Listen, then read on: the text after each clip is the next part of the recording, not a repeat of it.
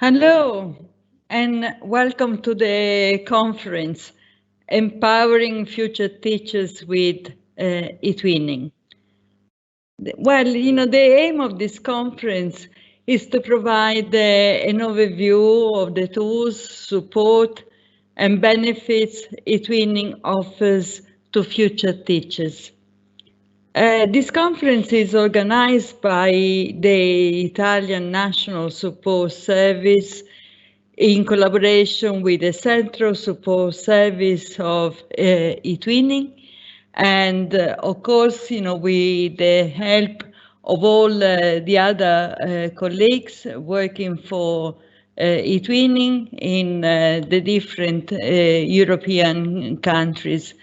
And of course, this conference is connected, with the activity eTwinning carries out in the field of initial teacher education. And, first of all, this work was known with the name TTI, Teacher Training Initiative. And this conference was going to take place in Milan in May, but given the current situation, here we are online, and we have more than 300 attendees registered. And these attendees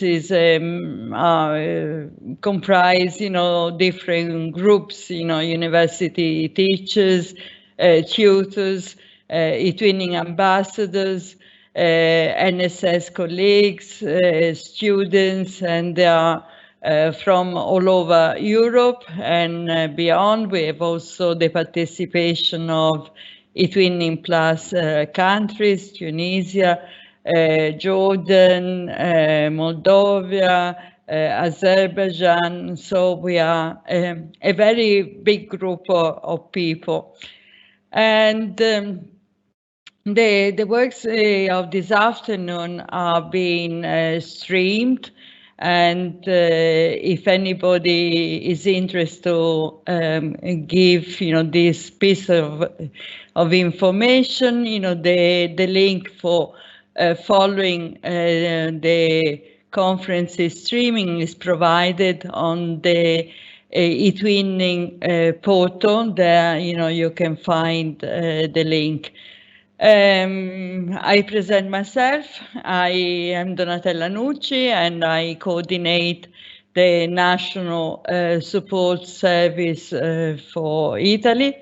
And for this reason, being the organizers, together with the Central Support Service, I have the honor of introducing the conference and also the many distinguished speakers that will be with us, this afternoon. And when we arrive at this point, I don't want to take too much time, and I want to give the floor to Wilhelm Vukovich, who works in the European Commission and has special responsibility for eTwinning in the initial teachers education field. Many thanks, Wilhelm. The floor is yours. Yes, thank you, Donatella. Ladies and gentlemen, dear eTwinners, it is my pleasure to open this first online edition of the eTwinning for Future Teachers conference.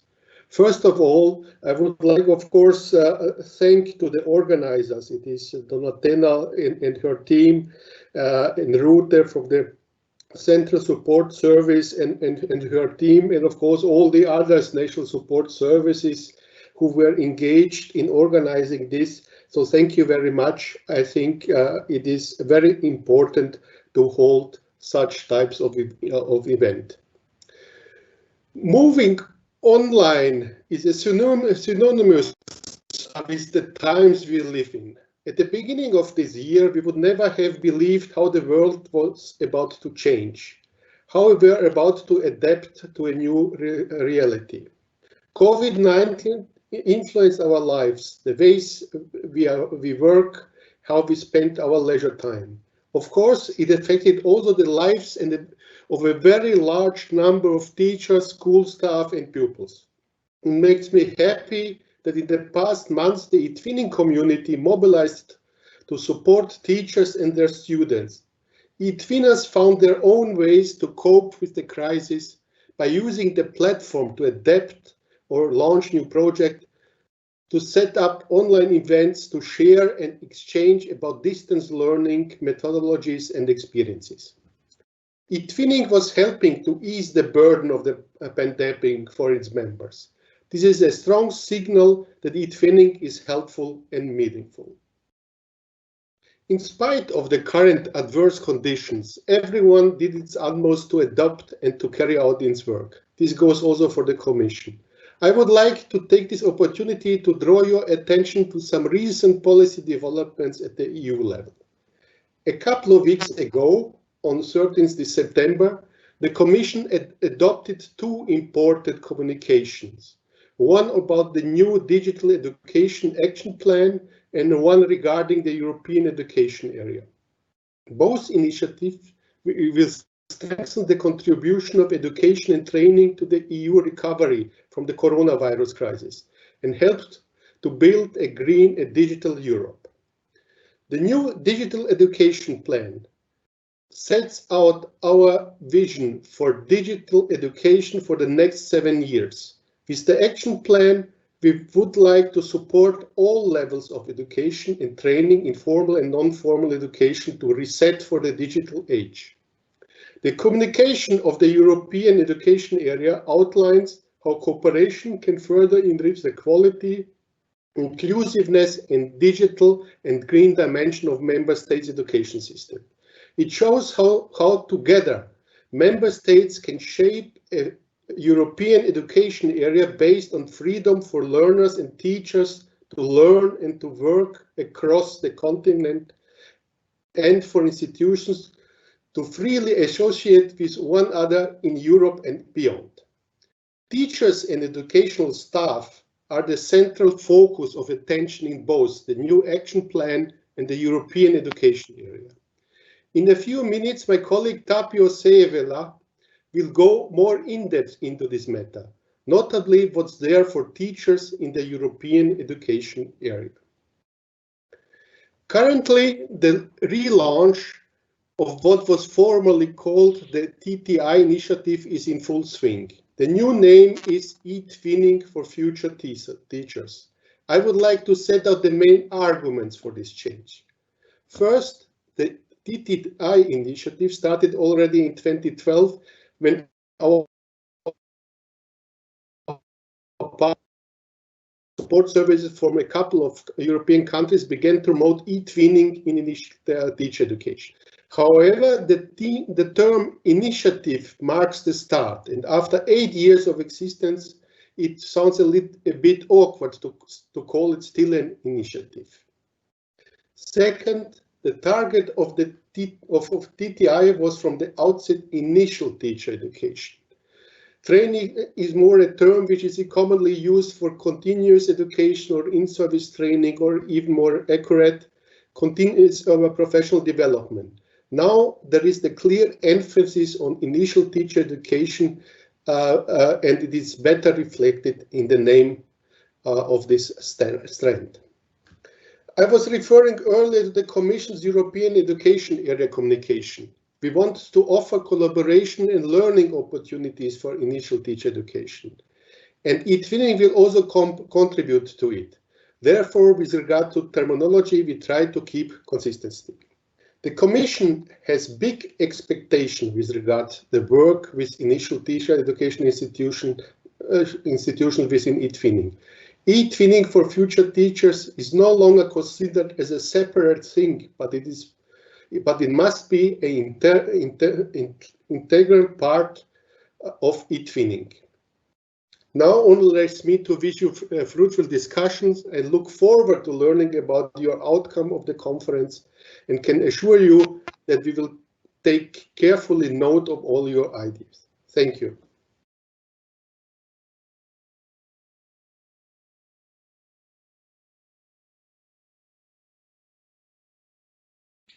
Thank you, Wilhelm, for your greetings. And now we go for some more greetings, and I will give the floor to Professor Federico Cinquepalmi.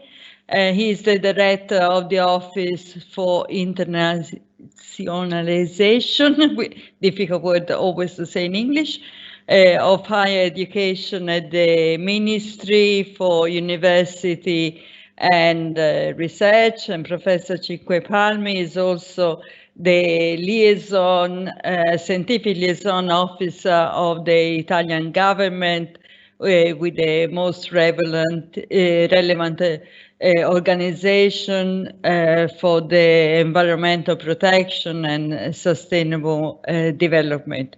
Please, Professor Cinquepalmi, the floor is yours. Thank you, Donatella. Thank you to all the speakers invited to this session. It is really an honor and a pleasure for me to address you on behalf of the Italian Ministry of Universities and Research, and especially address all teachers or student teachers involved in the eTwinning initiative. I must confess that initially I was a bit surprised to have get this kind of invitation, because usually the sector of teachers is pretty much related to the Ministry of Education. However, realizing that in the evolution that was very well underlined by the previous speaker, Mr. Vukovich, in effect, the aim of the European education area that we are all called to build up in the next future in Europe, it's calling to all sectors of education for a great effort, especially in terms of, let's say, synergies among different sectors. And that was exactly the aim of the head of states and governments in 2017 in Gothenburg, when firstly they decided to, let's say, move forward respect to what was established on the limit of the Treaty of the European Union. That was, let me recall it, focusing the attention of the education sectors and trusting it to member states. So it's neither a shared competence. However, the decision of the prime ministers and head of states at that time was to give the mandate to the Commission to create the European education area as a fundamental tool for cohesion of the European Union. And having been part of that process since the beginning, because I was one of the senior experts at governative level asked to be involved on that process, let me tell you that since the beginning the task was not looking exactly easy. As some of you probably already know, there is a process in place involving not only the European member states, countries, but also the so-called pan-European countries that is responding to the so-called Lisbon Convention for recognition of academic titles in the European Union. And it's better known, this process, as the Bologna process or the European higher education area. Well, I am also the representative in that process. We just celebrated a few days ago the ministerial meeting involving all 49 member states of the European higher education area, and the discussion was, of course, pretty much related also to the realization of the EU process. But the EU process, respect the pan-European process, is involving not only the universities, so not only the higher education sector, but all sectors of education. So, as you probably realized, it's very important at this point understanding what could be the potential synergies between among all sectors of education in order to set up this ambitious task that is not just related, as you probably understand, to education, but also very much to the cohesion of the European Union and to the build-up of a new idea of European citizenship. We all know that education in that sense is absolutely fundamental. And what is the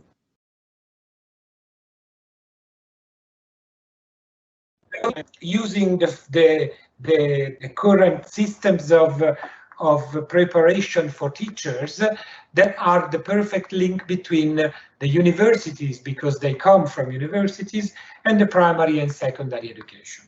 That's why, as I said, I'm so glad to give you these few words of welcome, and saying that anything the Ministry for University and Research in Italy could do in order to favorize those kind of transversal links, especially for broken, that let's say, difficult passage.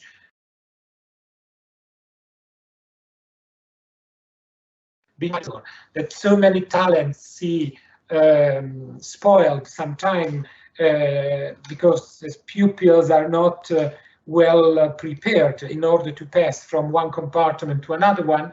So that specific passage needs really a new generation of teachers aware that the two comparts are both fundamental for the realization of the European education area.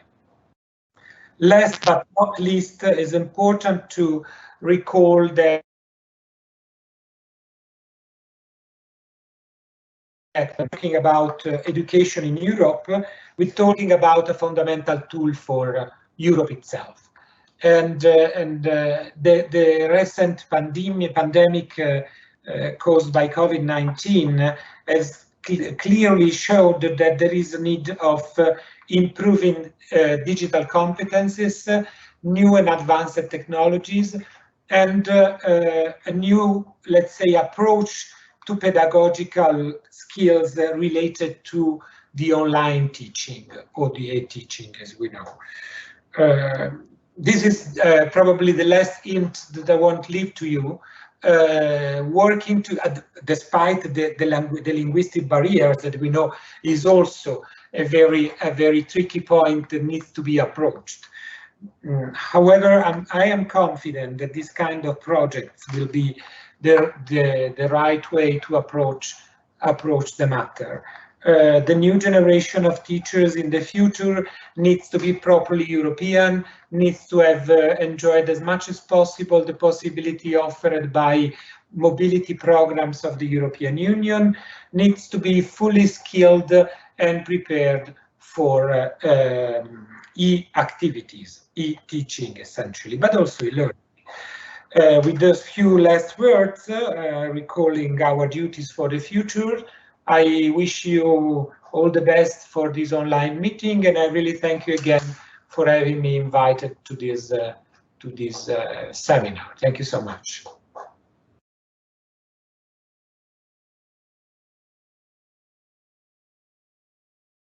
Well, Professor Cinquepalmi, thanks to you for having accepted our invitation and for having given an interesting perspective, to our work.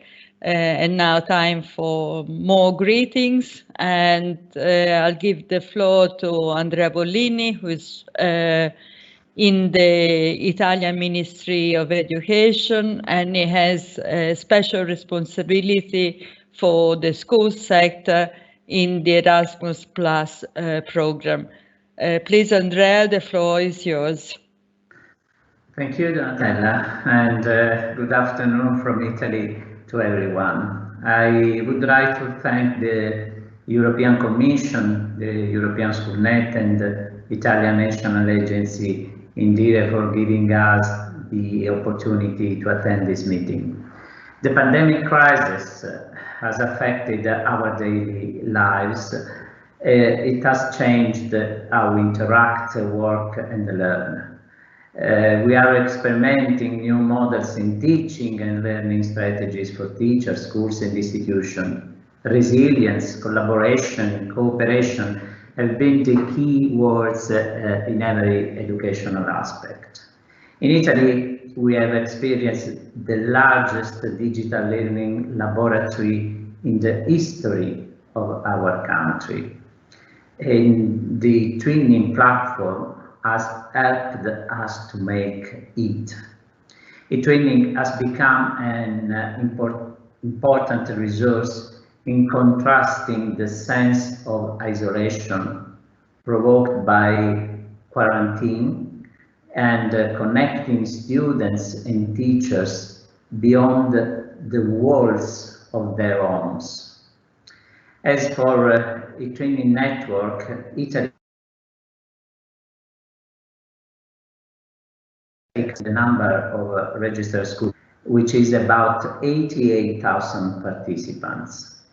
Since its launch in 2005, Italy has activated 30,000 projects involving 11,000 schools. The Italian Ministry of Education and our country has always strongly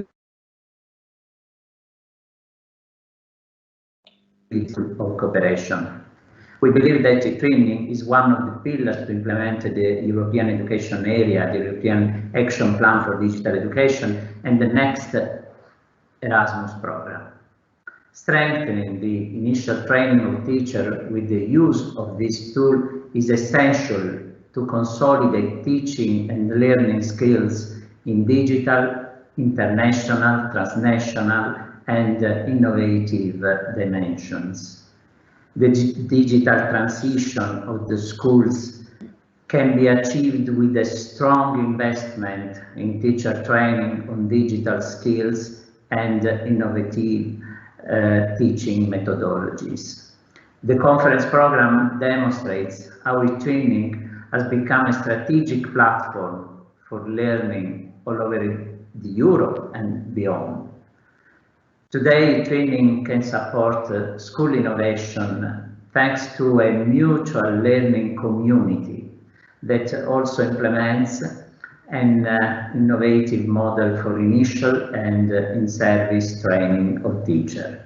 So again, thank you for your invitation and have a good conference.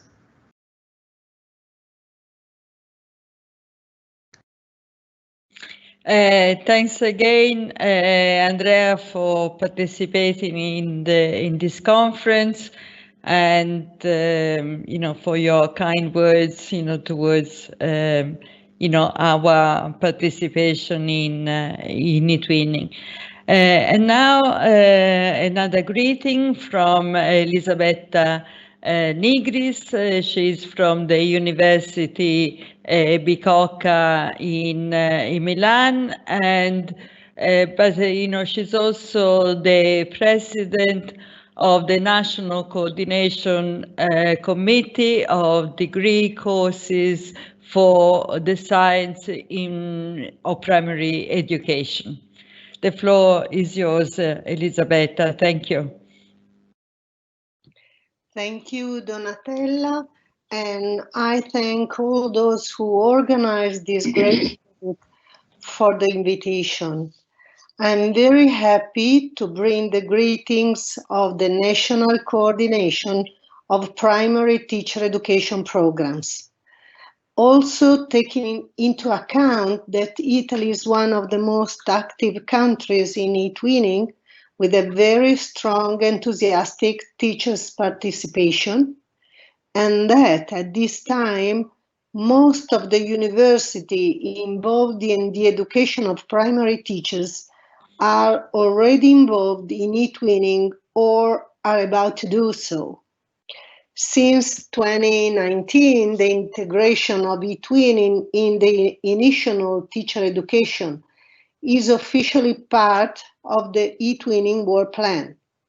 My colleagues from the different universities in Italy are very happy to participate.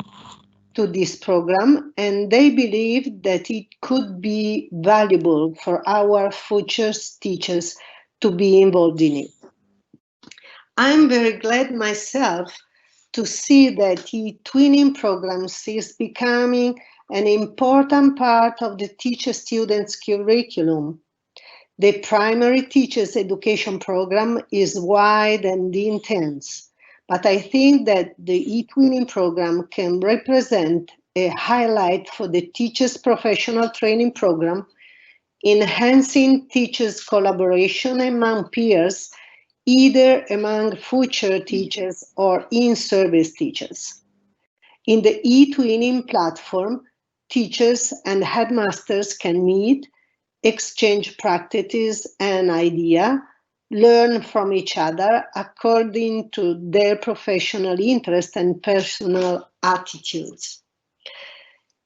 Aside of this, introducing eTwinning in the education program of future teachers can promote internationalization of the courses, can develop student linguistic and digital competencies, intercultural skills, digital literacy, can reinforce their planning abilities and project-based approach. They co-design, co-organize, and experience a real international school project. And they can experiment an intercultural approach and environment.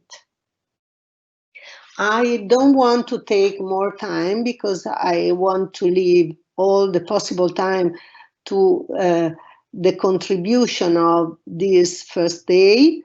And I close my greetings by thanking the students, future teachers, for their enthusiasm, for the openness and commitment with which they are participating in the various activities. And I thank you very much to you all.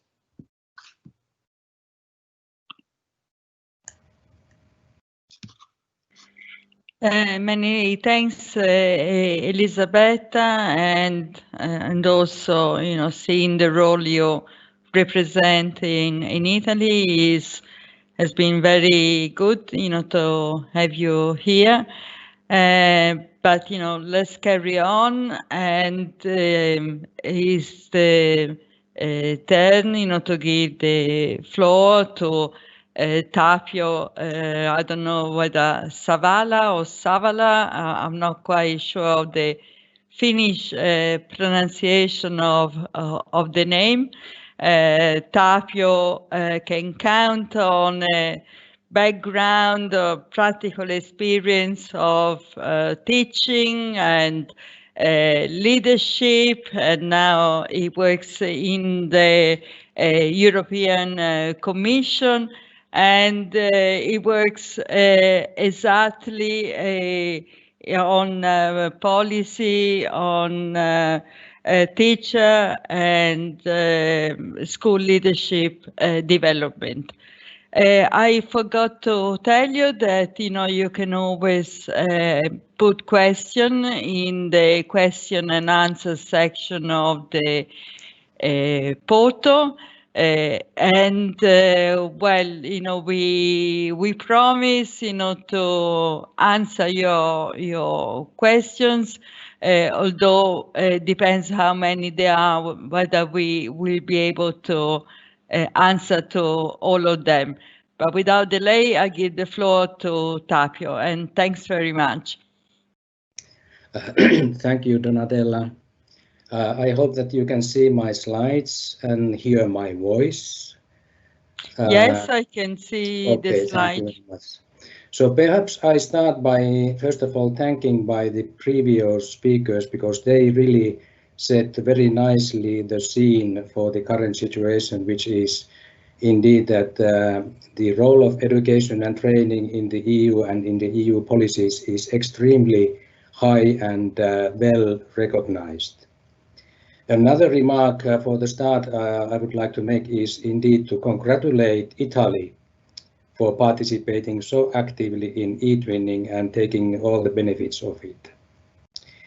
So now my presentation is focusing on these teachers in the European education area, and the idea is that I would give you some background on the challenges that we are facing, some trends that we are witnessing happening in European countries, and then of course the kind of support that the EU and the European Commission is planning to give during this period of 5 next years for the European education area, and also for the digital education action plan.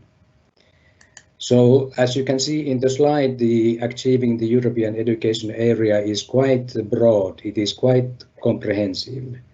So we will focus on the quality of education and training, and it was already mentioned before that inclusion and equality, including gender equality, will be one of the key themes.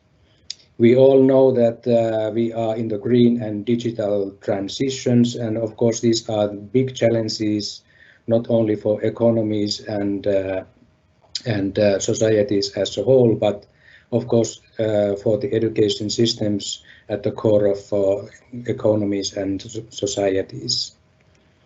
And it goes without saying that teachers and trainers are really the key. As you know, teachers represent actually something like 60% of all investment in education. And it is entirely clear that without teachers' involvement, no policy reform can succeed. There's also, of course, a lot of attention to higher education and also Europe's position in the world. So there is this geopolitical dimension, which is also very important. So if we go then to the details a bit more and to the challenges. Dear Tapio, I'm very sorry, we cannot see your slides properly. So if you could stop sharing and start sharing again, that would be lovely. Thank you so much. Okay.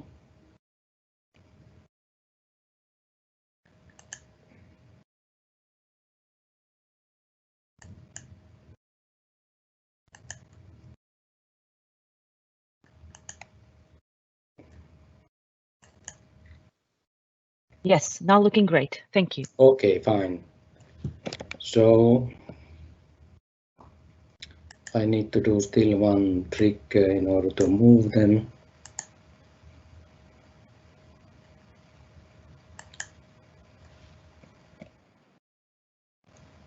Okay, so you see them now? Yes, perfect. Thank you. Fine.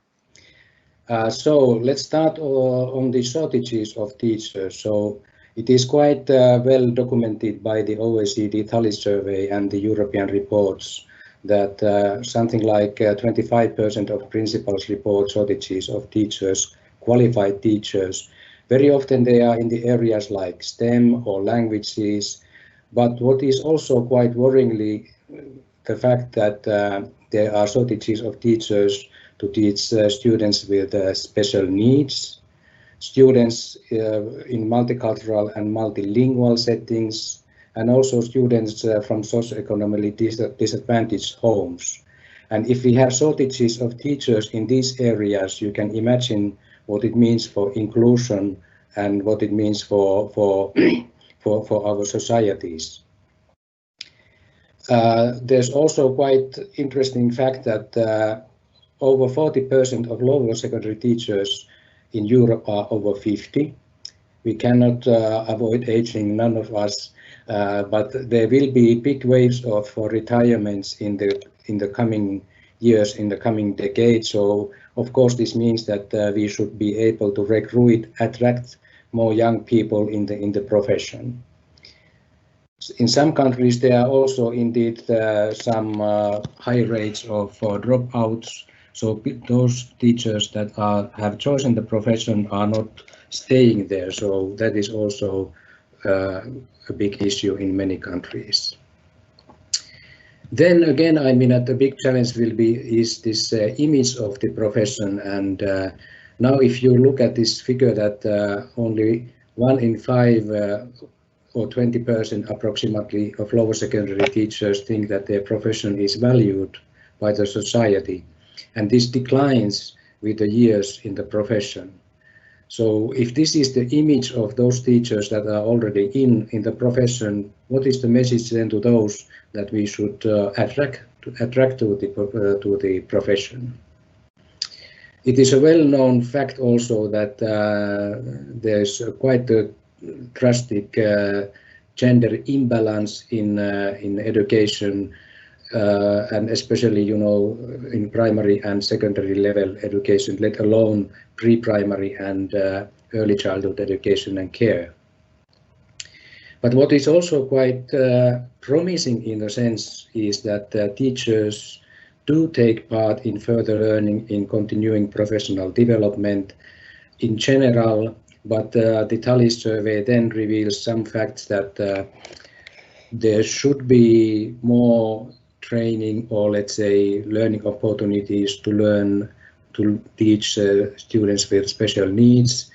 ICT is there with 60%, and indeed this idea of teaching in multilingual and multicultural environments. And as you can see here, both the systems, both school leaders and principals report lack of teachers in these areas, and teachers themselves say that they would be motivated to take more trainings in these areas. So I think that there we have a, let's say, a match of minds. So it is more like the matter of practical organization and policies that bring these two things together. So when it comes to teachers' digital competencies, and our previous speakers already referred to this, and this is of course one of the key elements of the digital education plan, it is a well recognized fact that teachers demonstrated really their commitment, their flexibility and creativity during the COVID-19 crisis. And they continue to do so now with the blended learning, and we will come back to this blended learning in a minute. But then when we look at this from the systemic perspective, we can see that in 6 EU member states we have a framework on digital teachers' competencies, or digital competencies for teachers. And in 15 countries, these competencies are included in general teacher competence frameworks. But then again, a bit worryingly, less than half of teachers report that ICT was included in their formal education and training, and less than a half also of lower secondary teachers say that investing in ICT is a priority. Now, we of course have to keep in mind that this survey was done before the COVID crisis, so I'm sure that the opinions, or let's say the approach, has now changed drastically. When it comes to teachers' mobility, we all know the benefits of mobility. It increases your cultural understanding, your language skills. You learn about different cultures and different pedagogies. You create networks. You can create and maintain connections after your mobilities. And it is true that during these, let's say, 2 rounds of tallies from 2013 to 2018, there is an increase of teacher mobility, which is about 13 percentage points. And all in all, we see that something like 40% of teachers have been abroad, 20% as teachers, 8% under initial education, teacher education, and only 3, let's say, both as a student teacher and then as a serving teacher. And of course, this is quite clear that very often they are language teachers. So this is also something that we see this happening. There is progression, but given the benefits, I think that we need to do more on this. We know the obstacles also. They are very often the lack of time, lack of substitute teachers. There's also a big issue on the recognition of learning outcomes. What is the impact of the mobility when you come back to your home country and to your permanent job. So a few words about some trends that we are seeing happening in EU member states. And very important thing is this teacher careers, having a broader look at teacher careers and diversifying, making them richer in terms of options and opportunities. And this is, of course, you can imagine that this is very much linked to the attractiveness of teaching professions. And so teachers should be able to try out different things. They could move to expertise, or they would move towards leadership.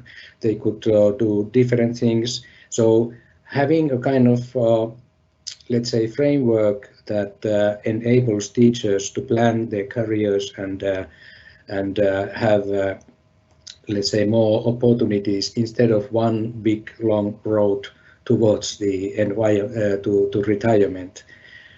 Another thing is that what we see happening is, of course, that teacher training, the continuous professional development, is much more taking into account the school as a learning community, and what are actually on top of the individual needs of the teachers, what are the learning needs of the school as a learning community, and combining these and then developing programs for teachers' professional development, also happening in schools, like in terms of coaching or learning together, or let's say bringing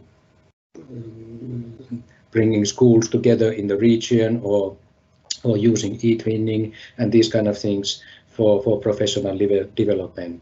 And of course, if that is then linked to career development, then we have the incentive, of course, teachers to take more part. This idea of schools as learning communities is not new, but I think that it is still enhancing in most of the countries, and that also is linked to the development of school self-evaluation, pupil assessment. We just had very interesting exchanges with some countries on how to promote formative assessment and how to make summative assessment more coherent and consistent in the systems. So clearly there's a lot of interest in progressing in this area. And of course, in every country we are encouraging teachers to take more or join more in teams and teamworks, projects, mobilities, professional networks, such as eTwinning.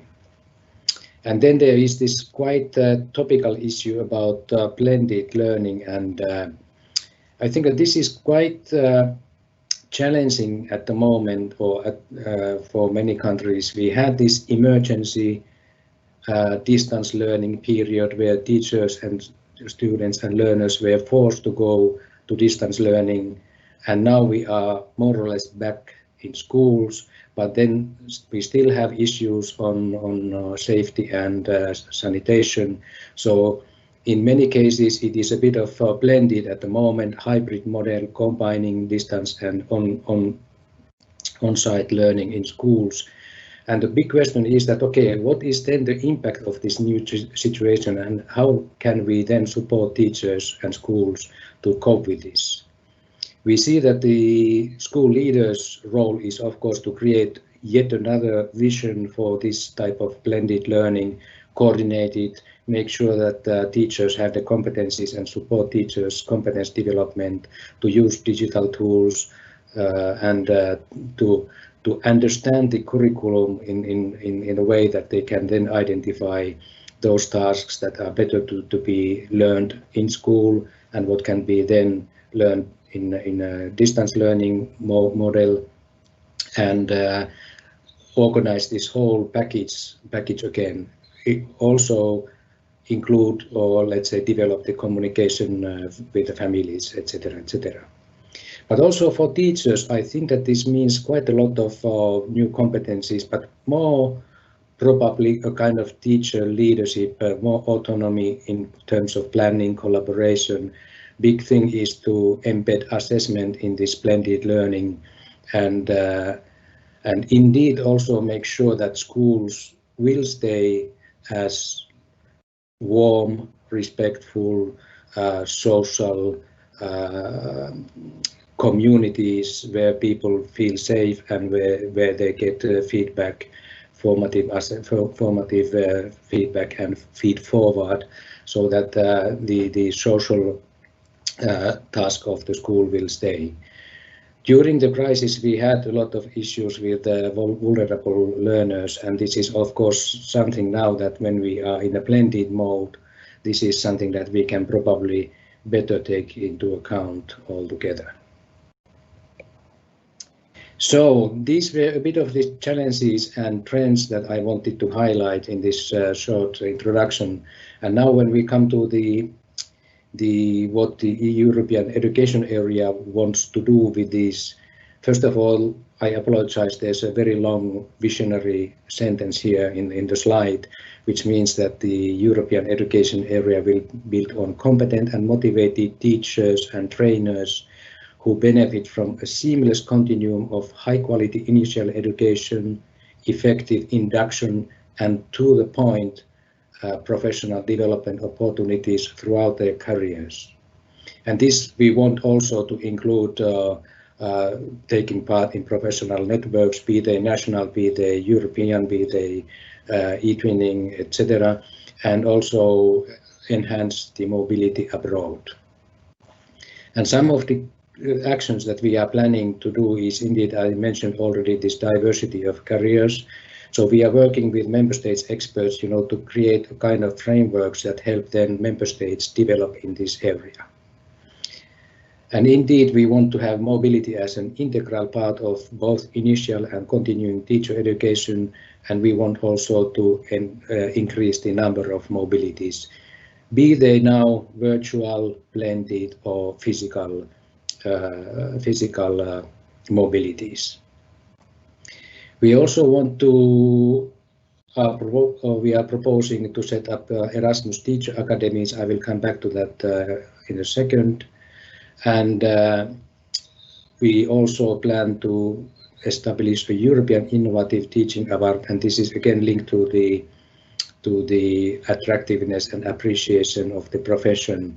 And finally, of course, we want to concretely, and the communication makes it very clear that we really want to increase the number of people participating in eTwinning, and probably other countries could take example from Italy that has been so active in that platform. So the Erasmus Teacher Academies, what would they be? So the idea is that we would create networks of providers of both initial and continuous professional development and other stakeholders. So you see here the bridge from initial to continuing professional development. And that would increase, of course, and enhance the European dimension, and through collaboration and innovation together, and they would work together on common issues such as this digital world, sustainability, equity and inclusion. And of course, the idea is that it would not be only a kind of academic collaboration as such, but these academies would really offer joint learning opportunities for both student teachers and in-service teachers. And indeed, this mobility is one of the key ideas here as well. And quite just, to very concretely, they would be part of the Erasmus program, Key Action 2, and as you know, this Erasmus Plus program negotiations are now going towards the end, so we are waiting for the final result, so then we will see what is the final result concerning teacher academies as well. I will just very briefly refer to this digital education plan, and I think that one of the quotations from the public consultation is quite telling, which says that the key lesson from the crisis is indeed that digital education is no longer an island, but it is an integral part of education and training system, and that was coming from the public. And if you look at its communication, the keywords I would simply highlight are connectivity, and a lot of investment will be allocated to this equipment, capacity, organizational capacity and competencies, but also the equality and accessibility and inclusiveness by all learners. Within this package, we are planning to propose a council recommendation on online and distance learning for primary and secondary education. We also are developing the selfie for teachers, which is following the selfie for schools that has been very, very popular. But with the selfie for teachers, any teacher can then assess their digital competencies and plan their further training needs accordingly. And also this communication makes it very clear that we want to have more teachers and schools joining eTwinning. So, ladies and gentlemen, with this brief presentation, I think that we are coming to the end, which is the homework usually. And my homework will be quite classical. I will introduce you to some documents that you can read and study further what we are talking about here. So we have just published the Education and Training Monitor, which gives you a very detailed overview of the situation in Europe. We have the OECD Tally Survey and Eurydice report. There's a new Eurydice report coming soon, again totally focusing on teachers, so that will be a very interesting package. And we have published the guidelines for blended learning that I referred to earlier. And also there is a working group report on how to enhance these teacher and school leader careers in Europe. And that will be the basis, of course, for our further work. And finally, there are these communications and council conclusions on teachers and trainers. And I think that they all illustrate the importance that member states and the EU are now putting on teachers. So I thank you very much for this opportunity and for your attention. And if there are any questions, I'm not sure if the chair can have time for questions, but I thank you very much for your attention, and I'm happy to answer any questions you might have. Thank you.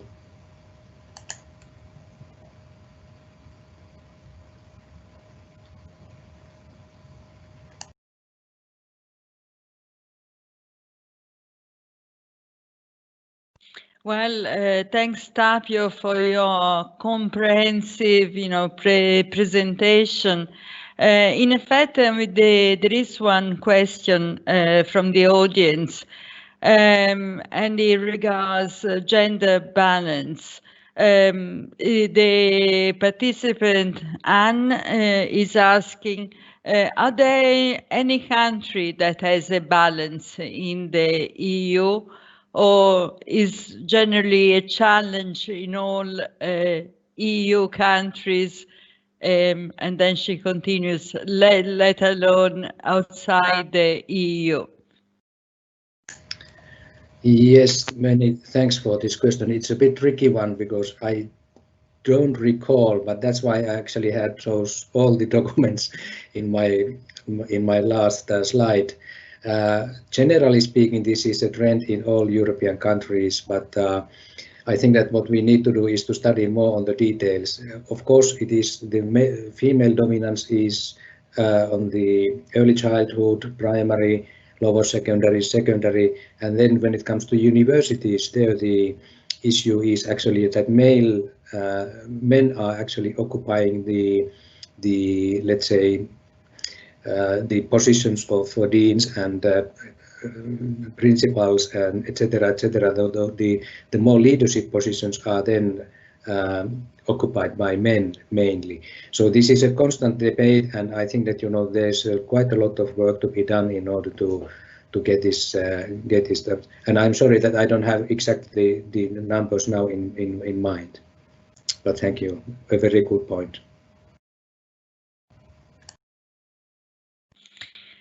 Well, thanks again, Tapio, for the presentation. I want to reassure all the attendants that the slides will be available so you can just enjoy the presentation and refer to them whenever you need. And now we go towards, our keynote speech, and this speech will be given by Professor Pier Cesare Rivoltella. He is from the Università Cattolica in Milan, and a special bond, with the initial teacher training initiative, because it has been perhaps the first university to join the initiative, but anyway has been collaborating for a very long time. And in his speech, Professor Rivoltella is going to explore how eTwinning, with these principal traits of collaboration, intercultural skills, digital literacy, citizenship, can support teachers' education at different levels. And he will reflect on this, also making reference to the all masters of pedagogy. Please, Professor Rivoltella, the floor is yours. Thank you. Thank you so much, Donatella, and good afternoon to everybody. I hope that at this time you are able to watch to my screen, to my slides. Is it? Does it work? Yes. I hope so. Okay. Yes, we can see your slide. I don't know whether you want to put them in presentation mode. Yes, they are in presentation mode. Okay. I mean, I can see maybe the sequence. Okay. It's better that I share my desktop and not my slides. Okay, let's try.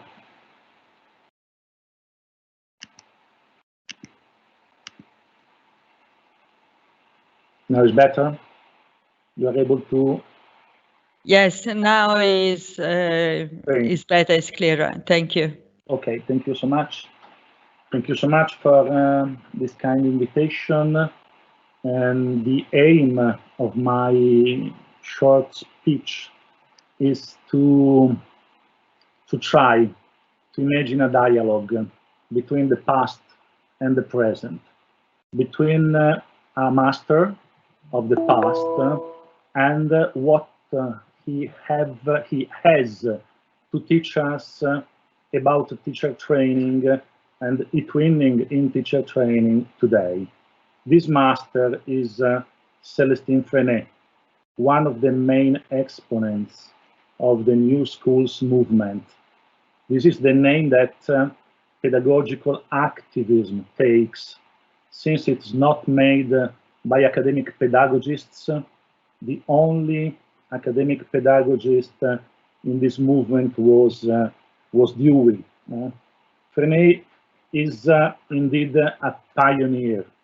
He's a pioneer of active teaching. He's a pioneer of media literacy education. He's also a pioneer of eTwinning. In my speech, I would like to first briefly describe his method. Secondly, to show how school twinning is one of his main elements. And finally, to show what of Freinet's reflection we still find today in eTwinning for teacher training. Freinet, born in 1896 and died in 1966, attended the École Normale in Nice before leaving for the First World War. At that time in France, the initial teachers training was held by these schools, the École Normale. the normal schools. When he came back from war in 1920, he began teaching in Bar-sur-Loup, where he worked out the general lines of his pedagogy. In 1924, he started his first school twinning with the class of René Daniel, a primary teacher, a colleague of one of his colleagues who was working in Saint-Philibert de Trégueux in Bretagne, in the northern part of France. Frenet's way of working is summed up in his techniques and in his method that he defined as école laboratoire, a school really taught as a lab into which students can work together and teacher becomes a tutor more than an information dispenser. Frenet's classroom is a place where each child does research, starting from an individual work plan, shares his discoveries by producing cards that are included in the school card index, and discusses with his classmates through small conferences. To make these conferences, Frenet students use a platform where usually is the teacher's desk. Frenet places the desk along a wall of the classroom so the platform can be free for students' conferences. In this slide, you can find some of the techniques of the Frenet school. The school typography.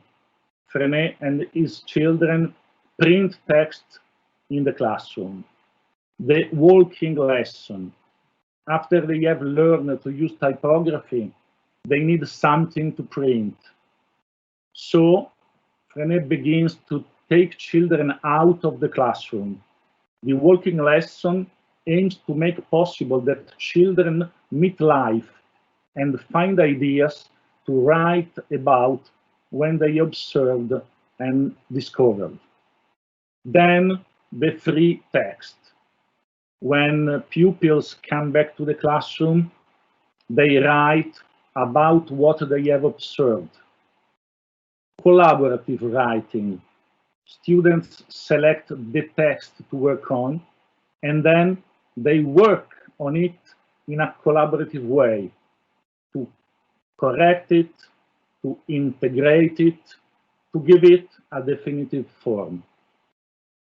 The school newspaper is the result of this work. It collects the texts worked together by the class and become articles. Finally, school twinning. School twinning allows the class to exchange their newspapers with other classes.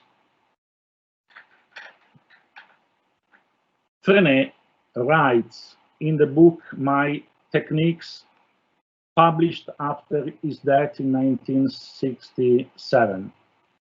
He writes so: "It was for this purpose that I began the inter-school correspondence. From 1926, my friend Daniel from Saint-Philibert de Trégueux bought our material and spontaneously committed himself to free expression.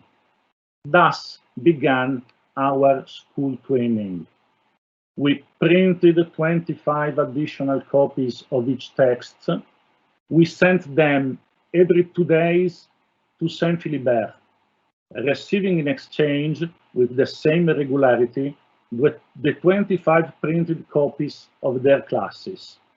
Thus, for 2 years, between two extremely poor classes, an interscholastic twinning took place. It was a first test, but also a master experience that was rarely overcome. We were living the life of our little companions from Trégueux. we followed them with our talks in their hunt for moles or in their extraordinary fishing. Since the sea had come up to us and we feared with them in stormy days. For our part, we told them about the picking of orange blossoms and olives, the carnival celebrations, the making of perfumes, and all of our Provence was going towards Gdansk. And one day, a great event, the first gift box arrived. Besides the seaweed and shells it contained a nice package of delicious sweet pancakes. We ate them. Each pupil of the first class tasted them, and at noon, children came back home bringing pancakes to their parents. The success and enthusiasm aroused by these fantastic packages, since the parents' response was not long in coming, we too had to send a gift box to our friends. Some oranges, sweets, olives, cakes, and the package for Gdansk was prepared. A new life entered our classrooms. We had re-established the circuit. The free text became a page of life, which was communicated to the parents and transmitted to the correspondents. We thus had the powerful motivation that would have stimulated free expression in our pupils.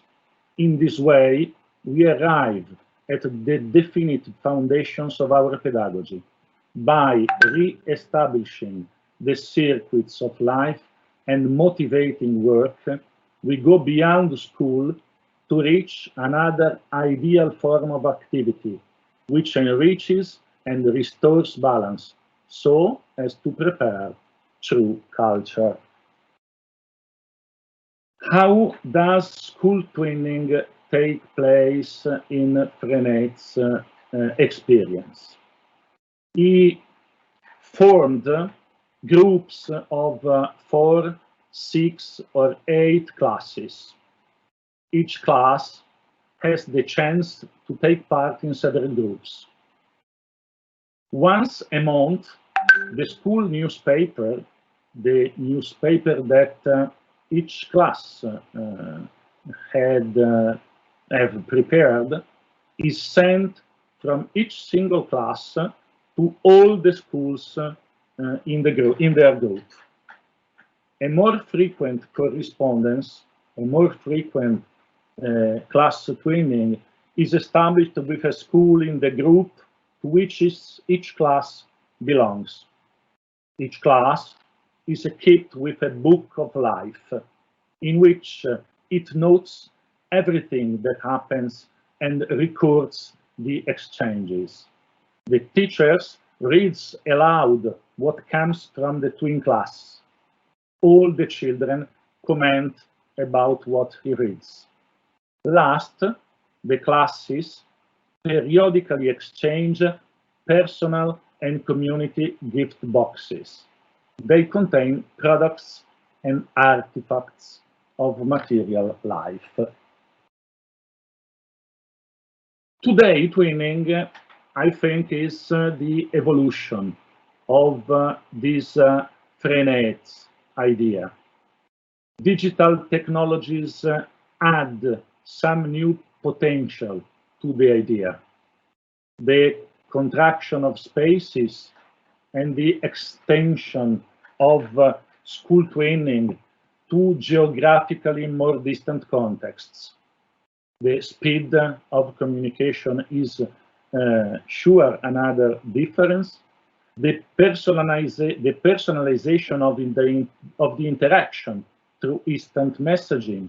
Finally, the possibility of documentation. But what does school twinning, eTwinning, represent for a class? Let's try to indicate the possible advantages for teaching that Frenet had already identified. The first one, school twinning offers opportunities for the improvement of written and spoken language. For Frenet, it was French, his mother tongue. Today, it is English. They are the other community languages that can be used in an exchange between classes. Secondly, school twinning allows collaboration between students. Today, as with Frenet, the class that does school twinning learns that you learn together and not alone. Third, school twinning creates the conditions for developing knowledge about other students, other places, and other cultures. For Frenet, it meant introducing his students to other parts of France. Today, eTwinning extends this opportunity to the whole of Europe. Finally, school twinning helps to build a sense of citizenship. The meaning for Frenet, as it is for us today, is to think of an education for democracy and not for profit, with the words of Martha Nussbaum. So, what is the value of eTwinning for a teacher in training today? I think broaden his perspectives and favor his mental openness, improve his or her teaching skills in cooperative methods, in language teaching, in intercultural pedagogy skills, in inclusion. Let him or let her develop the vehicular use of foreign languages. Finally, develop her technological skills thanks to the use of LMS and video communication tools. In Italy, at the Catholic University of Milan, I am the coordinator of a bachelor in primary education sciences, as Donatella said. Since 2000 in our country, the initial training for primary and kindergarten teachers consists of a 5-year degree. I imagined in this degree a path allowing future teachers to learn about eTwinning in their initial training. This path is planned in the 4th year of the degree itself. eTwinning is first presented in November with a one-day conference organized by school teachers that are eTwinning ambassadors. The goal of this conference is to illustrate to the students the eTwinning program, the European eTwinning program, and the eTwinning portal of the program itself. In the 4th year of their bachelor degree, my students take a 25-hour workshop about English teaching methodologies. This workshop is devoted to eTwinning. Students in it can identify a project ID and then have the possibility to design an eTwinning activity. Finally, my students each year have to do an internship of 70 hours into a school, and other 30 hours are spent at the university for preparing the internship itself and the briefing after it. In the 4th year, they can choose to spend this internship realizing their project in a classroom. So they search for a colleague from another European country and share with him or with her their projects.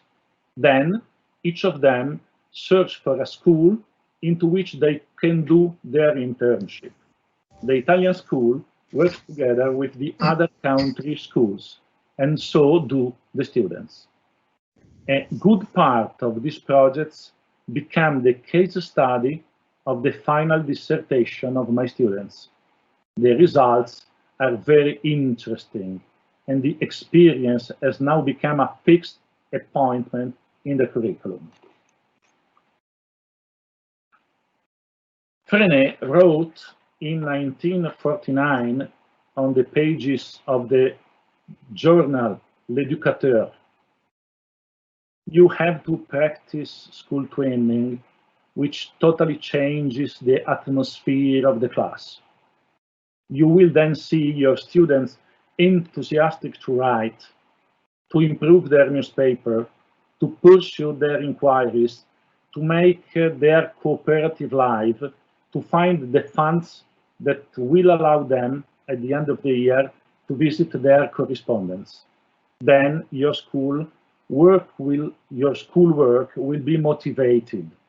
You will only have to help your children to make it happen, and sometimes you will find it hard to follow them." I hope this could be the case for all of you. Thank you.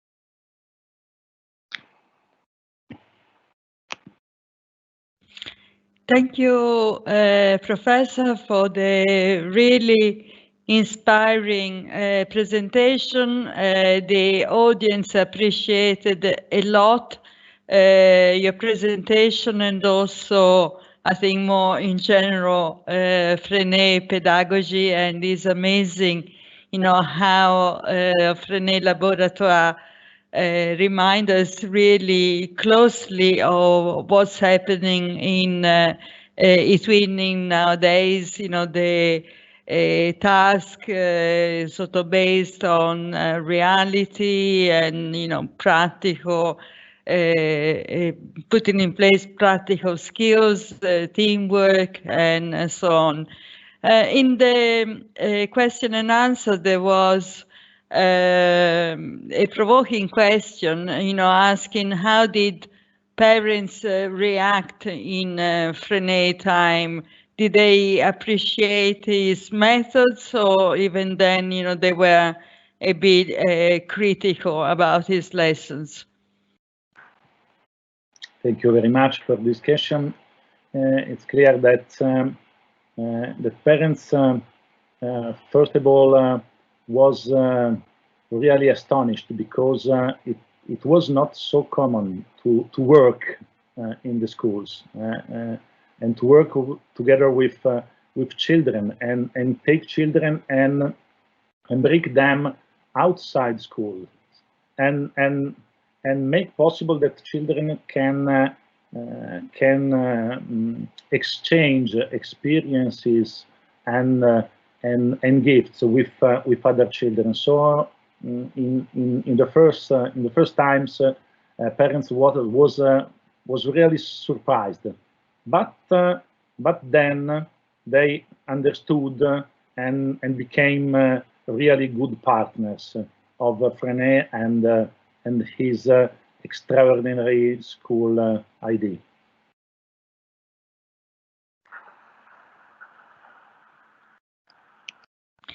Thanks again, Professor. So parents don't change so much from one period to another. First of all, they're skeptical, and then, you know, they get convinced. Right. As well as the slides, you know, the recording of the intervention will be made available. And now it's time, you know, for a short break, and we'll be back at 4:30, 16:30. Thanks again to everybody who has spoken so far, and we'll see you in a short time.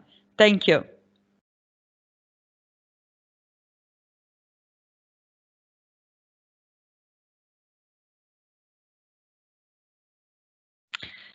Well, welcome back. I hope you're still with us and doing fine. And now we come to this part of the program where we go more into what eTwinning is actually doing in the field of teacher education. And we will present some examples of good practice, doing a journey from Finland, to Poland, to Belgium, and then to end up in Italy with a student who has actually participated in activities linked, to this initiative. And for doing all this, we will give the floor to my colleague from the Central Support Service, Rute Baptista. She is a development manager, professional development manager at the Central Support Service, and many more other things. So Rute, the floor is yours, and I won't take up other time. Thank you so much, Donna. It's a pleasure to be here. Welcome back from the coffee break as well. Now, as Donna was rightly pointing out, is the moment to actually explain you what is eTwinning doing for future teachers. So I'll try to be brief, giving you an overview so we can actually go quickly to the best practices, and so you can see concrete examples of what we've been doing in initial teacher education and how eTwinning is supporting it.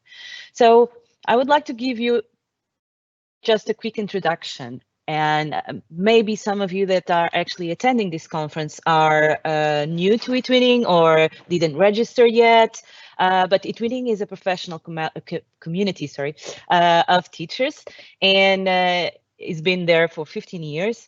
And the growing interest of teacher education, initial teacher education institutes in what eTwinning is doing actually triggered a pilot a few years ago, and I'm going to show you the story, a few years ago, because indeed eTwinning can support the 21st century learning skills and put them into practice. It can also support the collaboration and learning opportunities for initial teacher education.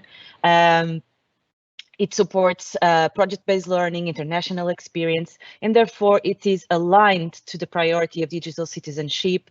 Also offer collaboration and learning opportunities for initial teacher education, supporting the creation of the European education area, as we heard before already in the previous presentations from the European Commission. And as I was saying, all of these aspects actually triggered a pre-pilot in 2012, where 4 countries actually decided to be involved and decided to do some experiments. And well, it worked. Then there was the first phase of this pilot, then a second phase in 2014 and 15. Then in 2016, actually the interest was increasing quite highly, and we had already 23 countries involved. And in 2018, actually, it was decided that all countries could be involved and involve their institutions in eTwinning platform. And since 2019, actually, I would say March 19, student teachers can also enter the platform and experience eTwinning in practice. How can this be done? Oh, sorry, before I go into that, just a quick overview of the numbers that we have for the past 2 school years. So in 2018 and 19, we actually have, we had 121 institutes involved. This means actually 179 teacher educators involved in the platform. And as I was just mentioning, we launched, we opened the platform to student teachers in March. Therefore, there was not a super high number of student teachers, but still we had a few student teachers experimenting the platform and using the platform and its full potential. And in the past school year, despite all the difficulties and all the troubled period we all went through, we still had 192 institutes involved, meaning 220 teacher educators and over 3,000 student teachers involved in the eTwinning platform. Well, as Wilhelm was rightly pointing out, we are moving towards a direction that, of course, this is no longer an initiative. This is actually a strand of eTwinning, an area of eTwinning that we want to invest on. And therefore, we hope that next year we have much more institutions involved, teacher educators and student teachers to actually provide a lot of support for them in the training, in the initial training of their student teachers. How is eTwinning supporting?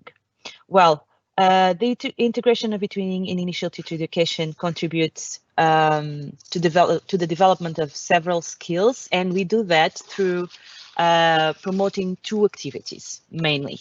The first activity is the inclusion of an introduction to eTwinning in the curriculum of the institution to the students. This can be done in several ways, and I'm not going to detail much that today. Actually, if you are registered in the conference, you can attend my workshop tomorrow. So I will go into details on this, but it can be done by using the ambassadors, using the national support organizations, by involving student teachers and encouraging them to carry out activities among themselves. So this is the activity 1. The activity 2 is the creation of eTwinning collaborative projects among student teachers. So this can include small projects between student teachers only at local and national level or international level. So it can be done in several ways. But I think actually that more than me explaining what can be done, I think it's easier that you see that into practice in the next best practice that we will share.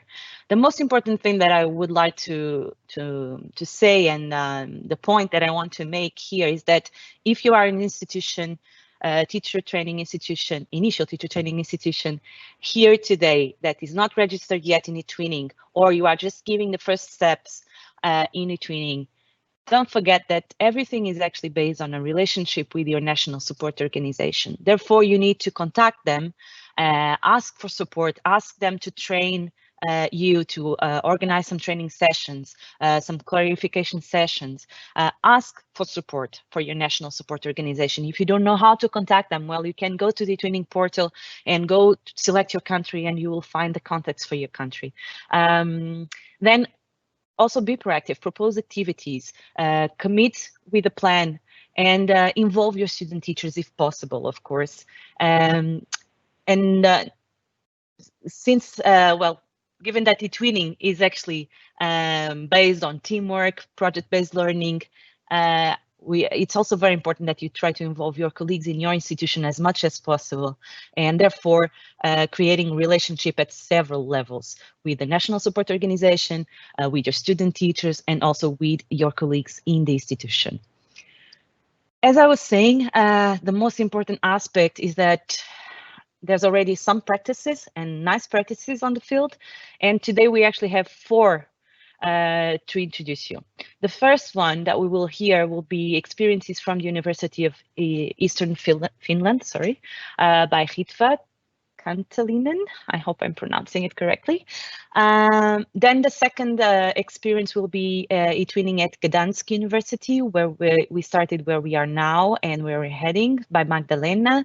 Magdalena was having some technical issues. I hope that we will manage to have this presentation.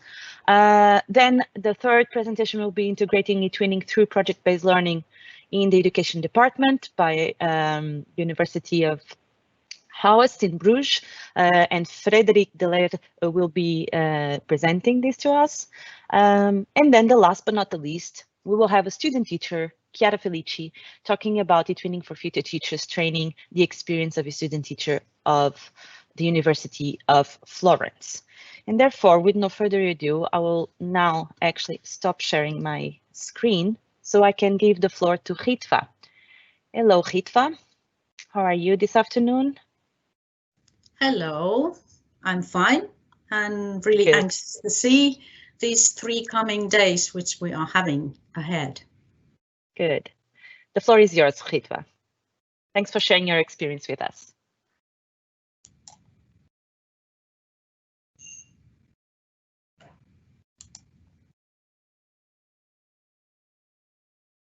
Okay, I suppose my slides are visible there? Not yet. No? No. Okay.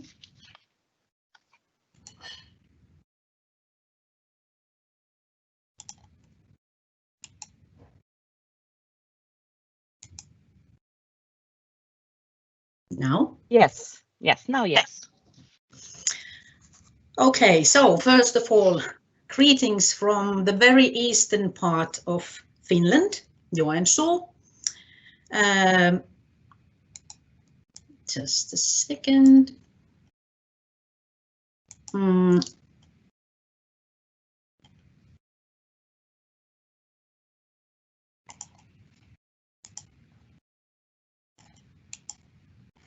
Yes, so greetings from the very eastern part of Finland, Joensuu. The name of our university describes very well where we are located, University of Eastern Finland. So we are here between Sweden and Russia. So it's a great pleasure to be here and to be able to describe, to share with you our experiences related eTwinning networking and all the facilities and opportunities it has offered to us. We have actually been participating in these activities seriously from 2017. And well, now I have about 10 minutes or a bit more to describe our experiences, so I don't find it any simple task, but I try to do my best. And actually, I can tell you that there are some more experiences to come tomorrow. So my presentation will be enriched by my colleagues Hilkka Koivistoinen and Merja Kukkonen, who are giving the presentation tomorrow, and they are working as the supervisors of teaching practice that teacher students are having there. So there is a bit more to come there.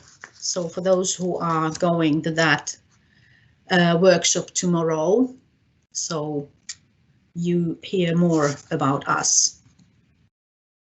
Well, we have 8 different universities offering teacher education in Finland, and as you maybe know, we have very high requirements for teachers and teacher education, and there are some national rules, even based on some laws, which we have to follow in the universities which offer teacher education.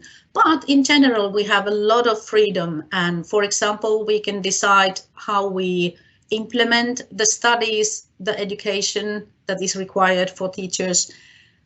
Among other things, we can decide if we use somehow the facilities offered by eTwinning networking or not. And we have been using them. And actually, I could make my presentation very brief and just state that at the University of Finland, we have managed to find a place for eTwinning networking. And we have it, according to our own understanding, we have it as a natural and useful part of our teacher education, both in the department where we give the theoretical studies, seminars, lectures, courses, and on the side of teacher training school, which is the university affiliated teacher training school. So we have very close collaboration, and also eTwinning is used both on the side of department and the teacher training school. And this is actually one of the starting points we believe in, because if we are not using eTwinning and its facilities in our studies widely. So it's quite useless just to preach to the students that, hey, when you get graduated and go to the working life, so don't hesitate to use the opportunities offered by eTwinning. These are some real photos from our campus. So we are located very near to each other, walking distance, and on the right side you see pictures of the school, teacher training school, where they implement the projects which we maybe sometimes are planning, designing together, so that the teacher training school teachers and teacher educators from our department are working together. Or then we plan and implement something on our own, on the side of the teacher training school or on our department. Well, we have recognized that we have different kinds of stages at our era of eTwinning using that. Those stages, they are actually not separate from each other. They are tightly connected to each other, and we have several stages going on at the same time. They support each other, but anyway, they are kind of different forms of working related to this eTwinning activities. Here you see this bubble or cloud getting familiar with eTwinning network facilities, and what I'd like to tell you based on our experiences is quite similar what Rute just recommended all the newcomers to do. So in the beginning we had only a few persons, one or two, both in the teacher training school and in our department, who knew something about eTwinning. But then we started to study what it is, what kind of opportunities it could offer. And at that stage, it was extremely important that we got help and support from the local eTwinning specialist, so that we could ask, we were helped to find the places in the eTwinning pages. So we knew how to find information, where to find it, what we should do, so that we should get registered, both the teacher educators and teacher students. And without this ambassador, who is still working very intensively with us, I think that this had been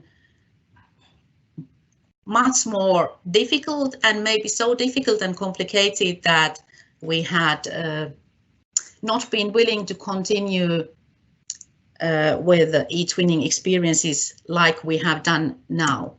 So a few issues which I could mention about about our experiences. Like I already said, the ambassador, she has been helping us a lot. She has been helping the whole time, and the type of collaboration between her and us has changed based on that we have learned more, and we have realized more about those facilities which are offered there. And we have tried those facilities, and some of them have appeared to be very useful and given added value for teacher education in our university, and some have not worked that well. So we have been choosing activities suitable for us. So one point which has been very, very important for us from the very beginning, and is still, that we are in this eTwinning networking as far as it's really giving some added value for the teacher education. And that added value has appeared to be very diverse. It is added value for us teacher educators, so we learn some new methods, we get some new contacts. It's useful for our teacher students. It's useful for those who are supervising at the teacher training school, and also when they are implementing some projects there, for example, at the primary school, like Hilkka, my colleagues Hilkka and Merja have done. So this activity is very useful also for the school pupils. The reason why we are very happy that we have the opportunity to tell about our experiences is that we have noticed that when we share our experiences and outcomes and get network with all these who are in this eTwinning network, we get very valuable feedback. Either it's positive or negative, it's useful because we are doing this so that we develop things for long-term purposes.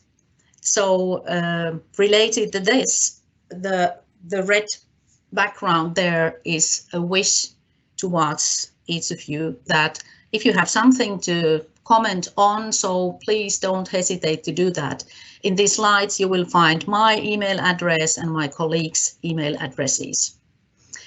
But it's not only trying to find and create connections to foreign countries, but we have a lot of work to do to widen knowledge about eTwinning and its facilities among our own department and teacher training school and faculty and university, and also among those who are working in other universities in teacher education. So sharing and giving feedback and using it for developing what we have been doing so far, it has appeared for us to be very, very valuable. By the way, in these slides you have links. Here you have a link to short text which describes what we have been doing there at UEF. It's in Finnish, so maybe if you want to practice your Finnish, or if you want to use Google Translator, you find there a bit more information. And then, how many minutes, Rute, I do have? You have 2 or 3, yes, please. Okay, thank you. One of the most important things which we are wishing this week here in the conference is that we would find again some new ideas for new openings and get some new partners for networking. And like I said, we have a lot to do there nationally. We would like to find partners from other Finnish teacher education universities, because if we would do more together than what we are doing now related to eTwinning, so we think that it could be more useful for all the universities, for all the teacher educators.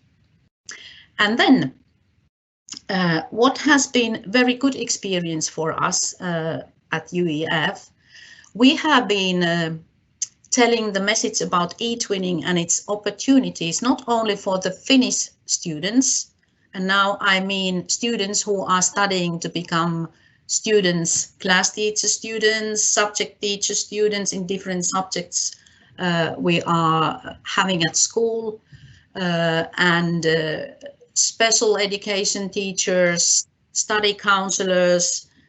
We have also offered these eTwinning activities and information, knowledge about it, to our exchange students and foreign students who are coming from all over the world and studying in our master degree programs which are offered in English.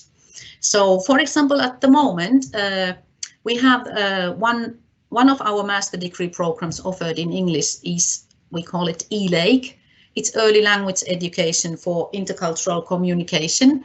And there we have developed during the last few years a couple of courses which we would be very willing to collaborate, to implement together with some colleagues from some country. And for example, we focus quite much on parents and their role on early language education. So if you are interested, this could be a new opening.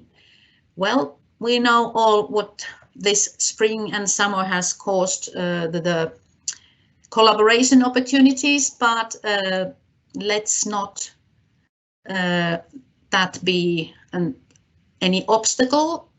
We have some ideas how we could, in spite of all these restrictions which we are having now, implement something together, for example, related to this research in early language education course. So there in eTwinning Twin Space, we have a poster which is done by our international students. It could be that kind of research could be done together with teacher students from some other countries as well, and from your teacher education programs. And then one more example, what we did this spring is an article. Again, we have there about dozen students and about 10 countries represented. And it is also something we could repeat as an applied version with some international colleagues, if we find some partners who would be interested in. So I try to be as quick as possible, and I say in Finnish, kiitos. So thank you, and I wish that we will be meeting each other during these days of the conference. And if not, so don't hesitate to contact us by email. Thank you. Thank you so much, Ritva. Before you go, we have just two small questions, actually, for you, if you don't mind. So the first one, meanwhile, I kindly ask you to stop sharing your presentation. The first question is, you mentioned eTwinning facilities. I think this was just a matter of terms used in your speech. The participant asks if by facilities you mean by eTwinning online platform space and tools. Yeah, well, we mean everything. We mean, for example, that eTwinning ambassador who comes and gives lectures and workshops for our student groups in Finnish and English, and students, it can be a student group of 300 students, or it can be a workshop for 15 students. And we mean also everything that is offered there in eTwinning platform. So there are different kinds of opportunities to get network, and it's a good example for our students to see how things can be implemented in a safe environment. Excellent. Thank you so much. Indeed, a lot of the things that you mentioned will be covered tomorrow during the workshops. So I take the opportunity to encourage the participation, of course, the ones that are registered. One last question, but not the least important, is how many of the six training centers are actively involved in eTwinning practice in projects? Eight universities are offering the teacher training. I think that our ambassadors would be the more reliable sources to say that, but at least it has been so far so that two teacher education universities have been the most active. But then there are some individual persons also in those other universities, which based on our experiences, we have found that it's not easy if you are on your own or if you have one more colleague with whom you would be interested about eTwinning. So I can't say the exact number, but I think that our national ambassadors can say the exact number. Okay, thank you so much, Ritva, and thank you for continuing with us for the next days. It will be lovely to see you around. And now, with no further ado, and I'm really happy that we overcome the technical issues, Magdalena is already with us. Magdalena, the floor is yours.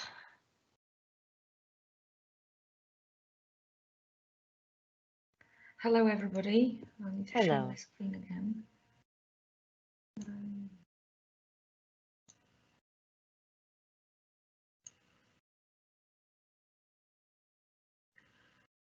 Looking great. Okay, I'm here. Maybe yes. Welcome, everybody. I'd like to share my experience with the tweening, so I'll start straight away, not to waste any more time. And now, the title of my presentation is Where We Started, Where We Are Now, and Where We Are Heading. So it's like overview of the past, the now, and the future. Where did we start? What were the beginnings? My beginnings with the twinning are covered in mist. It was a big question mark. The first conference I attended, I must admit I didn't understand much. So that was in May 2016. And me and my colleague, Dr. Ewa Andrzejewska, who is an educator of German teachers at Gdansk University, we started thinking, what can we do at our university to start working with eTwinning?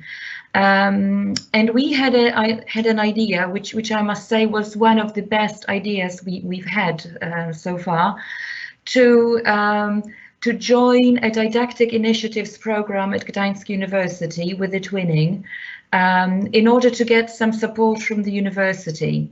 So we started a program titled eTwinning UG, so Gdansk University, Integration of Information and Communication Technologies in Academic Training of Future Foreign Language Teachers. This program, we were running this program for 4 academic years at the university, at Gdansk University, and I'm going to tell you a few words about each year. In 2016 and 17, the first phase of incorporating eTwinning in Gdansk University, we call it mapping eTwinning. That was the beginnings. We organized a number of training seminars for university educators and school teachers. And we were on the learning end. We asked a number of people. This is in line with what Rute said at the beginning of this session. We were collaborating with a number of wonderful people. We call them angels of eTwinning.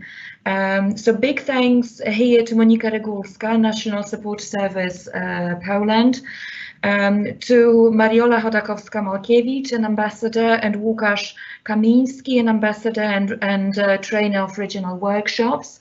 Big thanks also to Jolanta Okuniewska, who at that time was an ambassador and trainer. Thanks to them, we learned all the skills necessary to pass the information about eTwinning further on.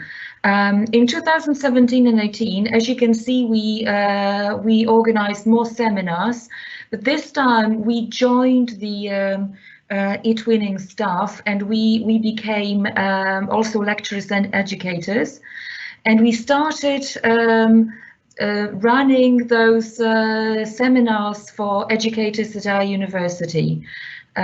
We started with the Faculty of Languages, me and Dr. Andrzejewska, both based at the Faculty of Languages, and we thought it would be a good idea to start with us and see how everything develops.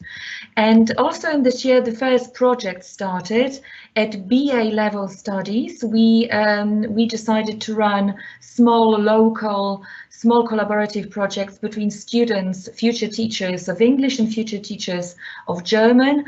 And some of you may remember I talked about these projects a few years back Our students enjoyed the projects a lot, comparing German and English experience. And the perception, for example, here in this picture, you can see how students and school students perceive German and English teachers, and how they perceive teachers at school and student teachers who do their placement at schools.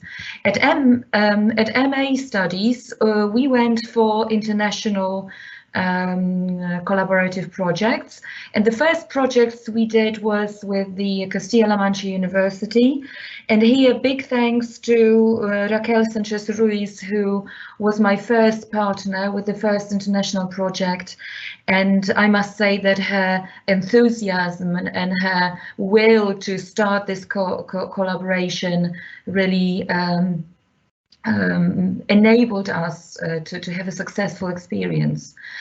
Now, so here we are after 2 years of trying to work with eTwinning, and we faced two big questions. One question was, how can eTwinning be incorporated with pre-service teacher training education, with this initial teacher training education? And also, how to educate future English and German teachers towards collaboration with other subject teachers, because we know that this is what eTwinning projects are about.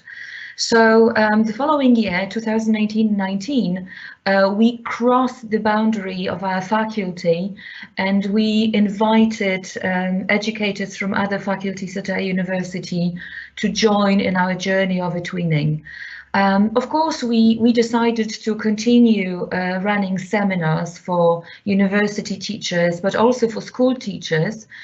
And I must admit that at this moment we found out that our journey with eTwinning goes in loops. Every year we need to start from the very beginning, because we start collaborating with new teachers who are new to eTwinning. So we need to start explaining and showing them everything from scratch.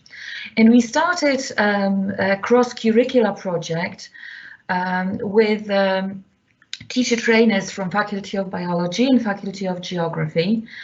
And what happened was also involving students and doing the project. But what happened also, and I really appreciate the fact that that it happened, was we started an eTwinning club. We started regular weekly meetings with colleagues, in which we discussed the problems, the possible solutions.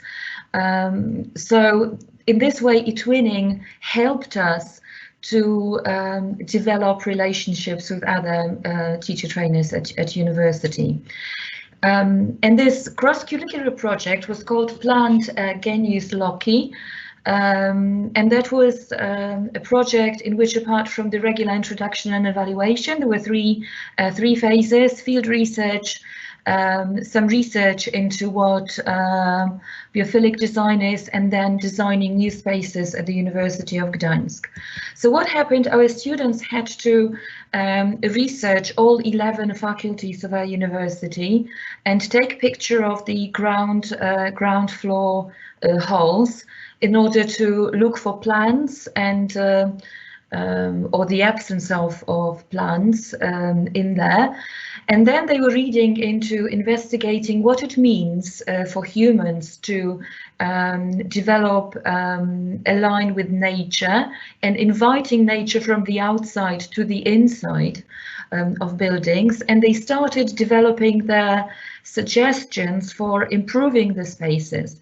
Some of the suggestions were handmade, but our students also used technology, as you can see here, and some of the projects were very intricate. In 2019, we decided to go even further.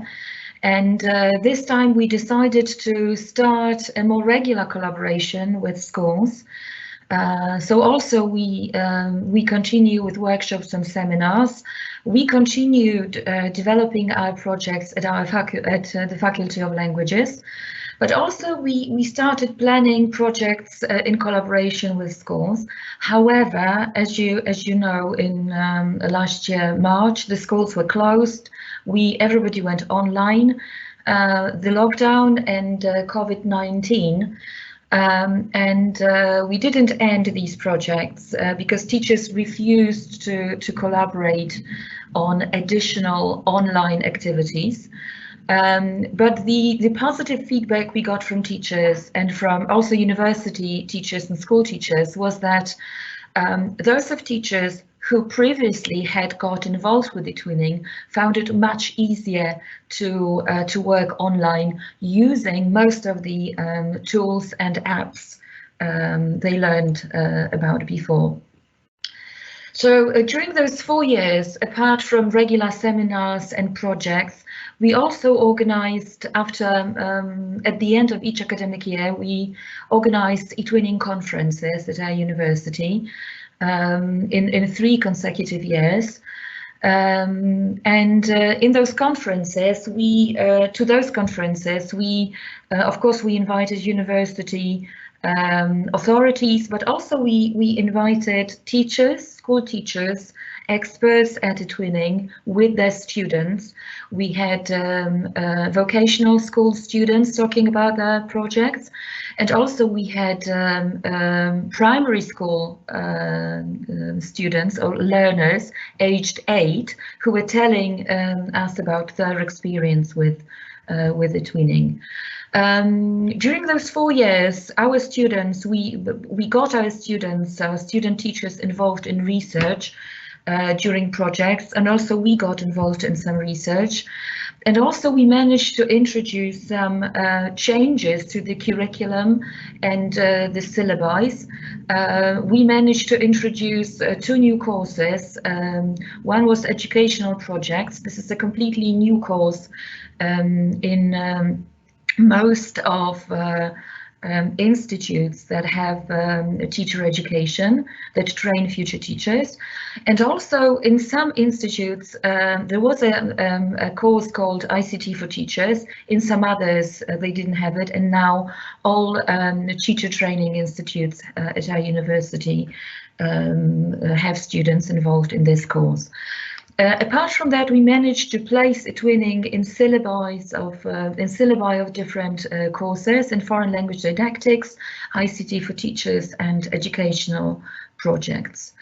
Now, what have we learned during those 4 years? I think we learned that recognition is important, that it's important that teachers, educators, authorities, they are familiar with the name of eTwinning. They know what eTwinning is, and they associate eTwinning with innovation and quality education.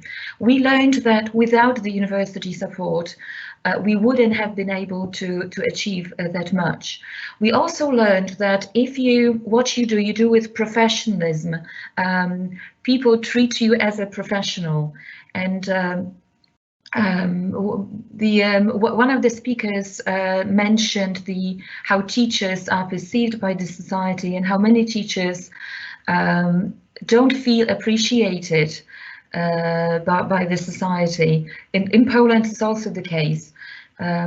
So I hope eTwinning has helped us to restore the professionalism in the profession of teaching.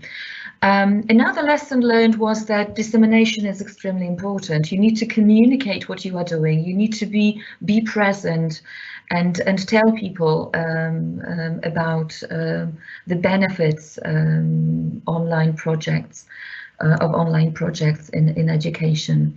And another lesson learned, the lesson we are still learning, I would say, is problems with finding partners and helping other teachers to find international partners. What is in the future for us? I think we should focus more on research and on publications, because, as you know, at the university, if you don't have publications, what you do is not taken seriously by other teachers. We would like to continue collaboration with other faculties, other universities, both in Poland and outside. And also, we would like to continue with collaboration with school and think about how to incorporate eTwinning into school placement. That's all from me. I hope you can learn from our experience as well. Thank you very much. That's wonderful, Magdalena. Thank you so much for sharing with us your experience. And actually, we have a small question for you from one of the participants. What do you include in the educational project? So, in the course? Yes, exactly. Okay, so in the syllabus, it's a short 15-hour course, unfortunately. So we all the didactics connected with planning projects, evaluation, so all the stages of project work with students, not only online projects, but also projects done at the school properties and at school. And then at the end also eTwinning and online collaboration. So I hope this is like an introduction to project work that will help future teachers to start with eTwinning or other projects. That's great. And it was also lovely to see how you managed to create those relationships that I was actually mentioning earlier, that is so important to actually give the support that you need to develop the project and the work in eTwinning. Wonderful. With no further ado, and actually we are a little bit short on time, so I will not be long introducing Frederik. Frederik from Howest University is with us today. Are you ready, Frederik? Yes, I am. I will share my screen. Yes, please. Thank you. Okay, can you see my presentation? Please, on presentation mode. It's still on edit mode. Okay. Looking great now. Thank you. Okay, so following the presentation of Ritva and Magdalena, I will give you some examples of practices we have at Howest University of Applied Sciences. I've been involved in the TTI pilots from the beginning, and I'm also eTwinning ambassador. And well, I'm very enthusiastic about eTwinning and about integrating eTwinning into the curriculum through project-based learning. So that's what I'm going to talk about our experiences of integrating eTwinning into our curriculum, into the curriculum of the teacher training in our institution. So the slide you see now is me presenting a challenge for the students, for the third year students who are in their last year. And the challenge is to develop an eTwinning project in a secondary school. I'll talk about this later on. So actually, this is the list of demands that we give to our students when they are in the last year.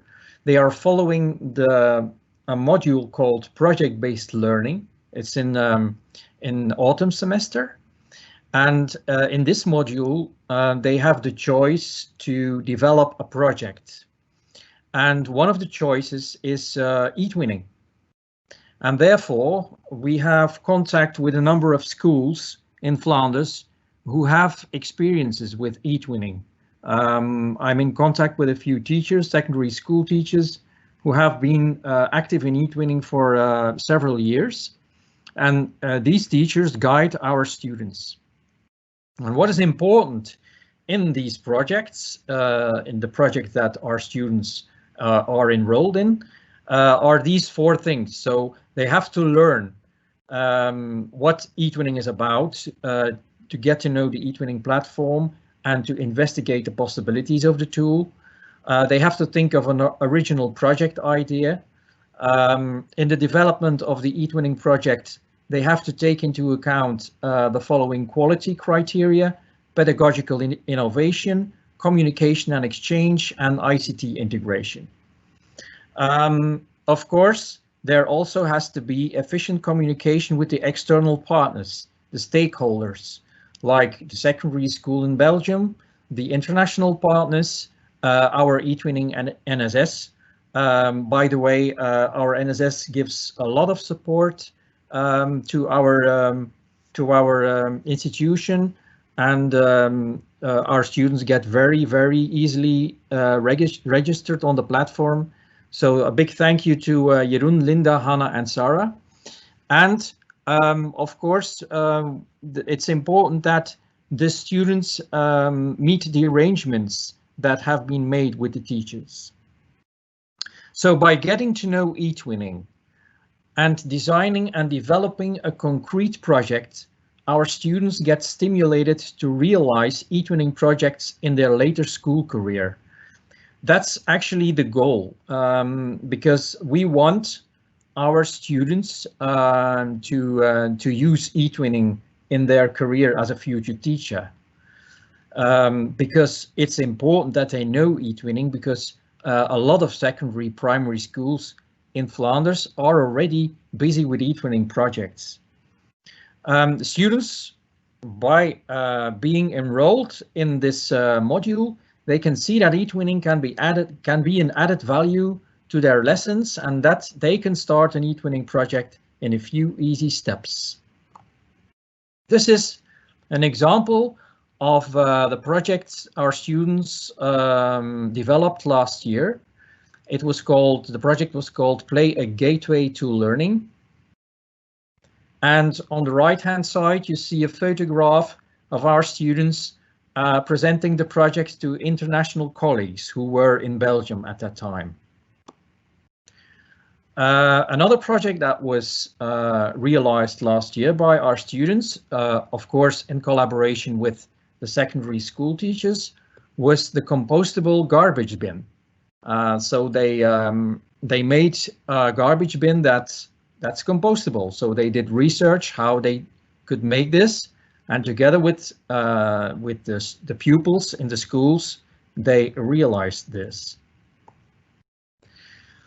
So that's the first thing, the project-based learning module in our teacher training curriculum. Another thing we are active in our institution is the DLab project. DLab stands for Digital Learning Across Boundaries. We have been in this project since 2016 with partners from Denmark, Spain, Norway, England and Belgium. And this is also a project in which eTwinning plays a very significant role. We use the eTwinning platform to share our materials, and the focus is on digital learning, so learning to work with new digital tools and project work, and also social innovation. So this is a bit a summary of the project. So we are now in the DLab 2 project, following DLab 1. It's inspired by the Changemaker movement, and two themes are developing changemakers and social innovation education. The third theme is the use of digital learning environments, including virtual and artificial reality. And in this way, we want the students, the pupils, to be change makers and also experts in using digital tools in education. So we have 3 focus points for each year. There's another focus. In the first year, it's crossing physical boundaries. That was last year. Now we are busy with crossing personal boundaries. That's what this DLab year is about. And next year we are going to work around crossing environmental boundaries.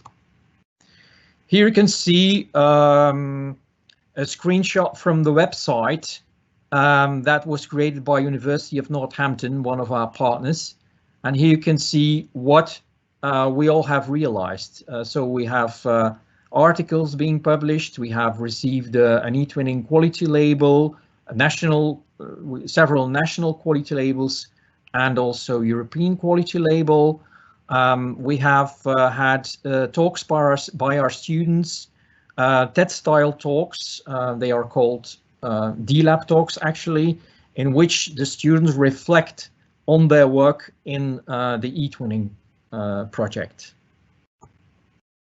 These are other pictures which show what the pupils have been doing in the different countries. So we also work together on international days, and the project is being carried out on these days simultaneously in the different countries.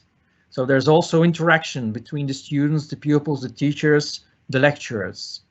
Not only our university is involved, but also the schools, the primary schools, the secondary schools. So it's one big learning community, and everyone is actually at the same level in our project. So that was D-Lab, and the third thing I want to talk to you about is the seminar that we give each year for our students. It's like an eTwinning introduction,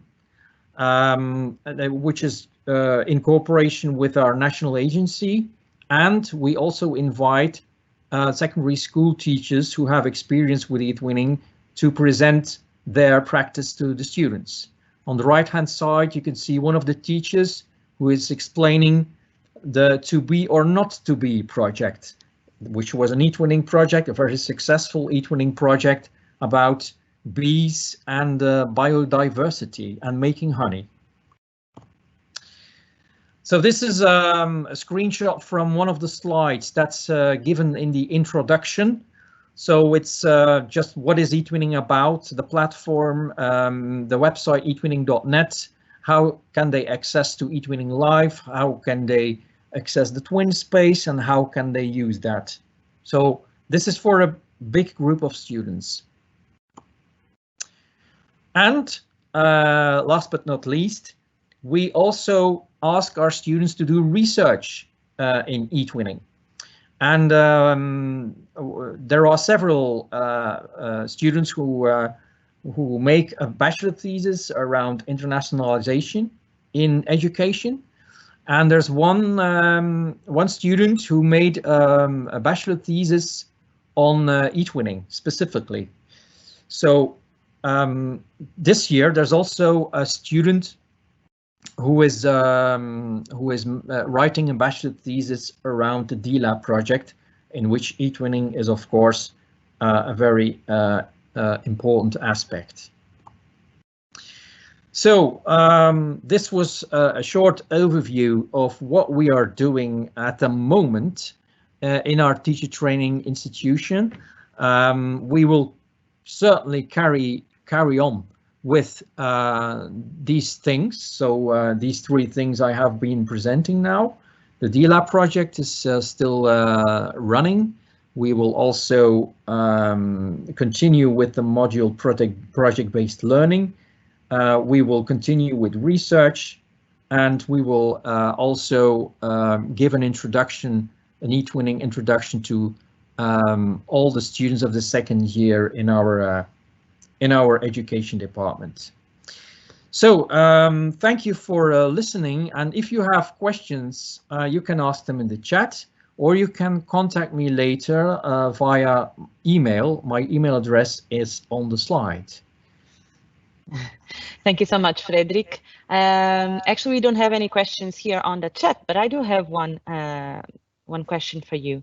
So, given that you are, I think, maybe one of the, let's say, oldest institutions involved in eTwinning, what would you select as the added value, or the one added value that you gain by being involved in eTwinning?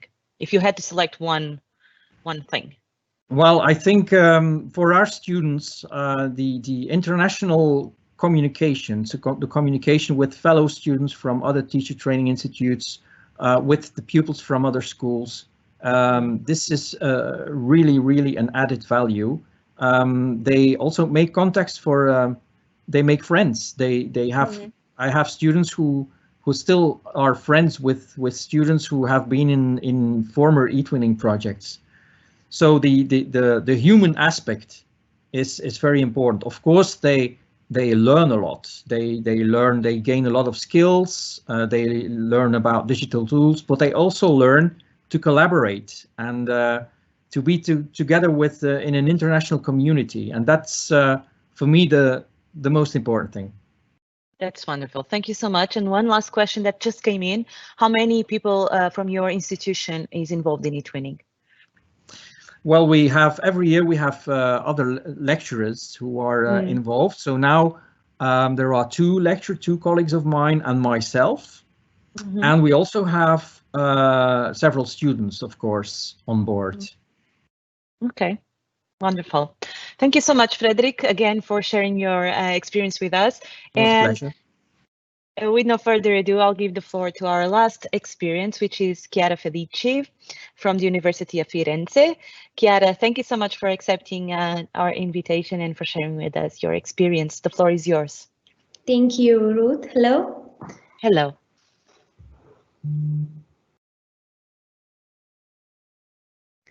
So, hello, I'm Chiara Felici. I recently graduated in Science of Primary Education at the University of Florence, and it's an honor for me to be here today and to share with you my eTwinning experience.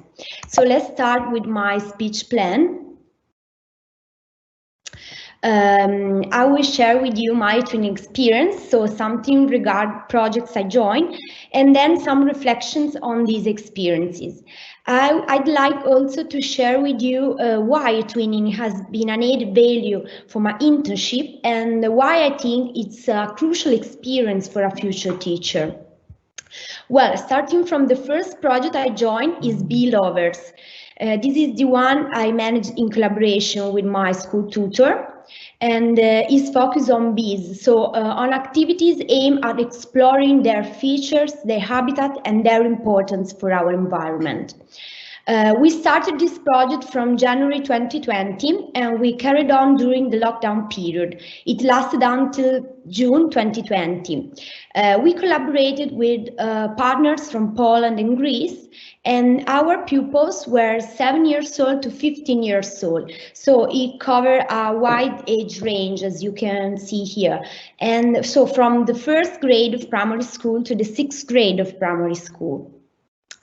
This project also brought together several fields of study, such as environmental education, foreign languages, geography, and natural sciences. Well, our project goals were related to transfer to pupils how it's important to take care of bees and their habitat, because if we take care of bees' habitat, we take care of our planet. And apart from goals strictly related to the bees world, our project's goals were also related to the promotion of an intercultural dimension. So to transfer to pupils how it's important and formative to know different cultures and other school realities. Well, that's the work process of our project. We started with some challenges for teachers, such as make your own avatar, as you can see here in the slide, the photo of our avatars, or for example, language challenges to share some words related to the bees word in our different languages. And we prepared also some activities like presentation, videos and photos aimed at exploring something more about bees features. Our pupils also created their own bee, as you can see here in the slide, the photo, with paper, scissors and glue, and they share their bees with other partners. We also shared some information about how our typical honey, and to learn something more about each country's features throughout this product.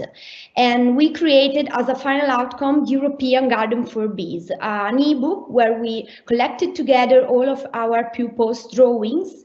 And here you can see some pages and the cover of this ebook.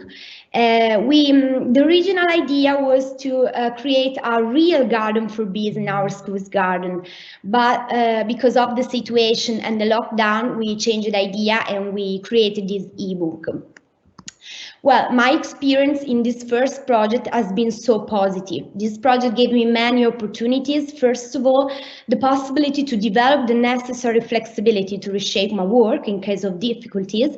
In fact, this project, as I said before, changed configuration many times, and it has been for me so challenging and stimulating.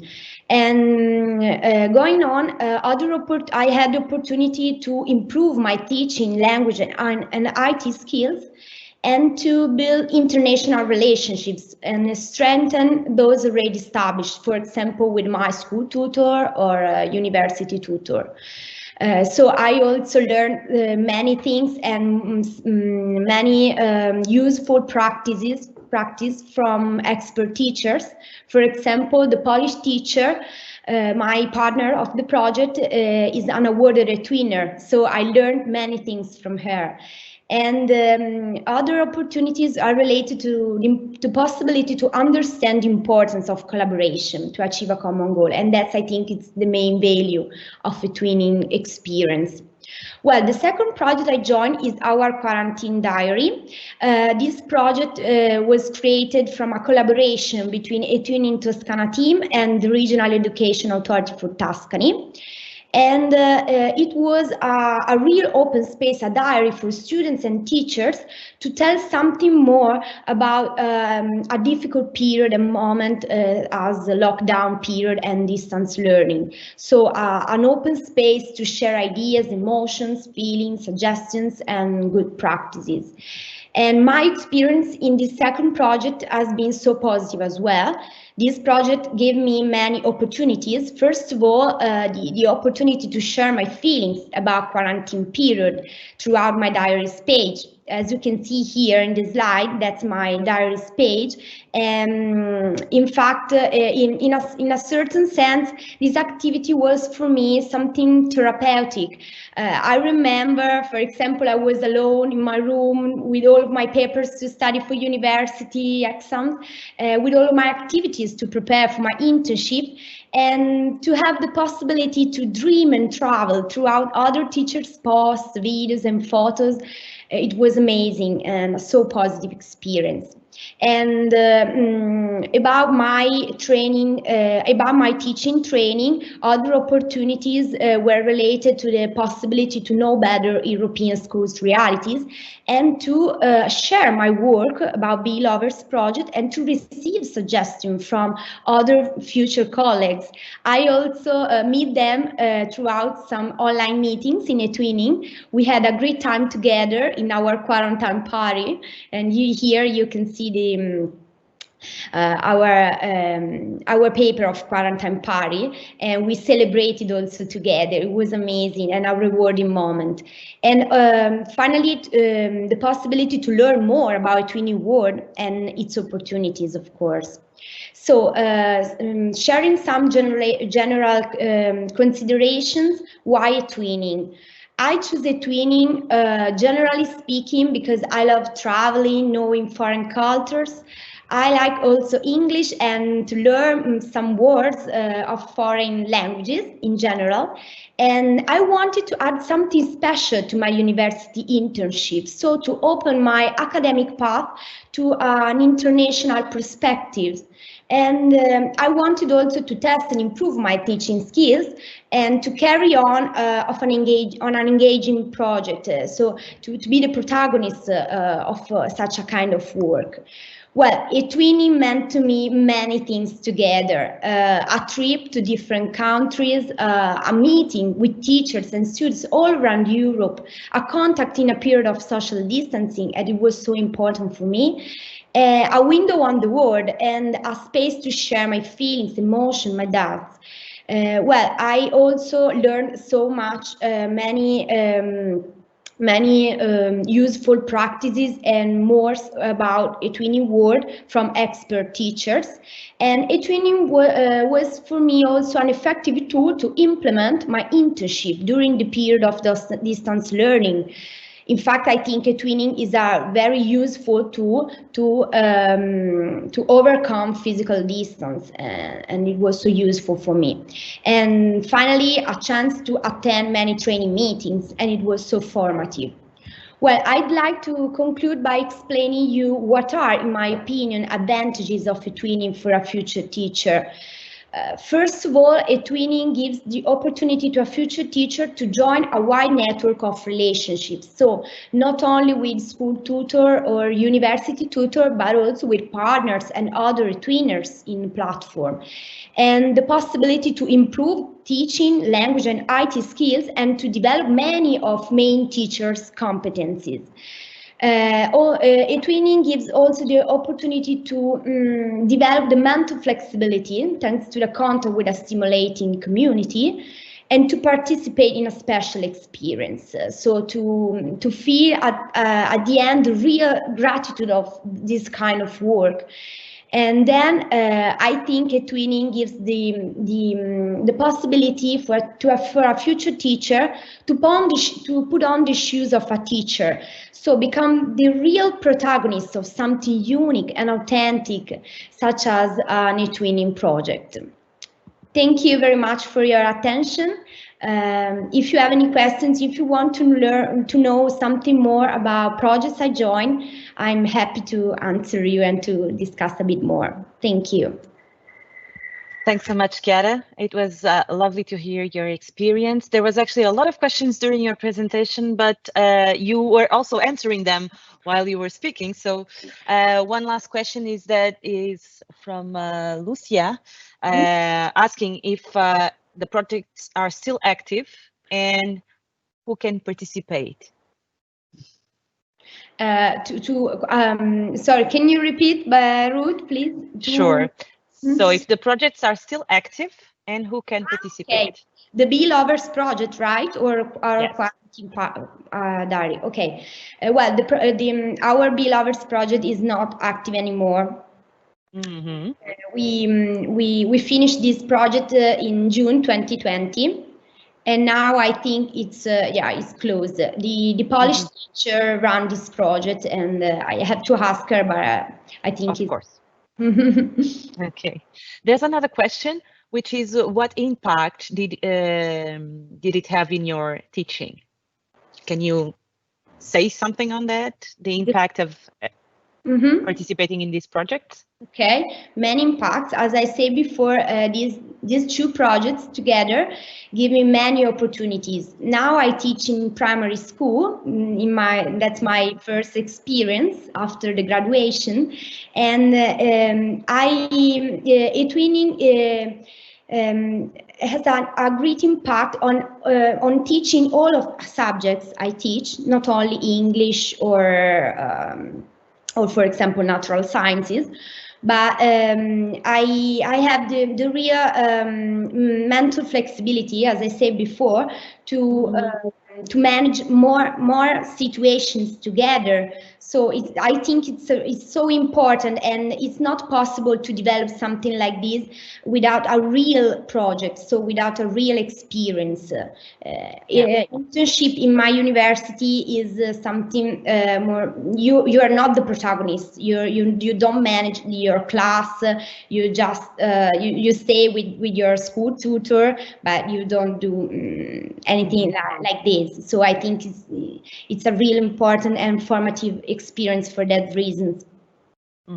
Thank you so much, Chiara.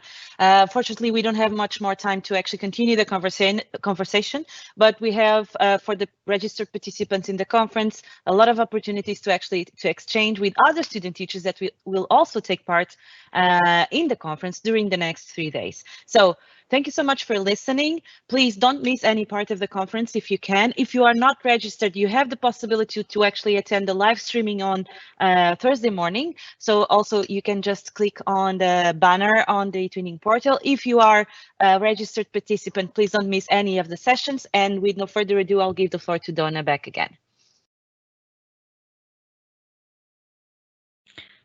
Right, we are nearly approaching the end of our conference. I have to thank a lot all the speakers this afternoon, but also participants, because they were very active in participating online, and also most important, they stayed with us, till the end. Something like 310 participants, which is a good measure of how interesting this afternoon has been. I'm saying nearing the end of the conference, but the conference is not totally finished. And I ask you to join in the networking activity, which is a very light activity. And you have been divided in different groups. And if you haven't got the right link, to join this activity, you can find it in the learning event space, with all the other information of the conference. I mean, you can see in which group you are. But at this point, I will give the floor to my colleague Alexandra Tosi, and she will explain in more details, what the networking activity is all about. Thanks again, and see you tomorrow. Don't forget, the workshops, which will be as interesting as today has been. Many thanks. Bye to all. Thank you, Donna. I think I will cover for Alex as she's having some technical issues. So I will try to introduce to you the networking activity. Okay, very briefly before you go, you have all the information to access the rooms in your emails and also in the Learning Lab if you have access to it. Therefore, we plan this activity to work together. Actually, it's an opportunity to exchange and get to know the other colleagues and the other participants of this conference. So the point of this activity is actually to design a creative flyer. You have to choose the point of view of a student teacher or teacher educator and work on a motto or a definition to use in this relaunching that actually Wilhelm was mentioning in the first beginning, in the opening, in the welcoming speech.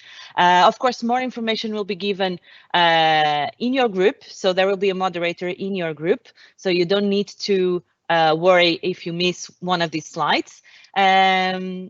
There will be proposed some tools for you to work on and some activities that you have to do, some things that you have to do. For instance, each group needs to choose a tool. You need to work collaboratively. So you can also have a quick feel of how to work in eTwinning in a collaborative way. As I was saying, you'll have two sessions, 2 moments to work together today and actually Thursday morning. And as I was saying, the group moderator will give you further information in your specific group. For now, I just want to thank you and actually encourage you to join your group to network, to have a nice evening and to contribute. Please join now your group, and I'll see you around online tomorrow during the workshops. Thank you so much.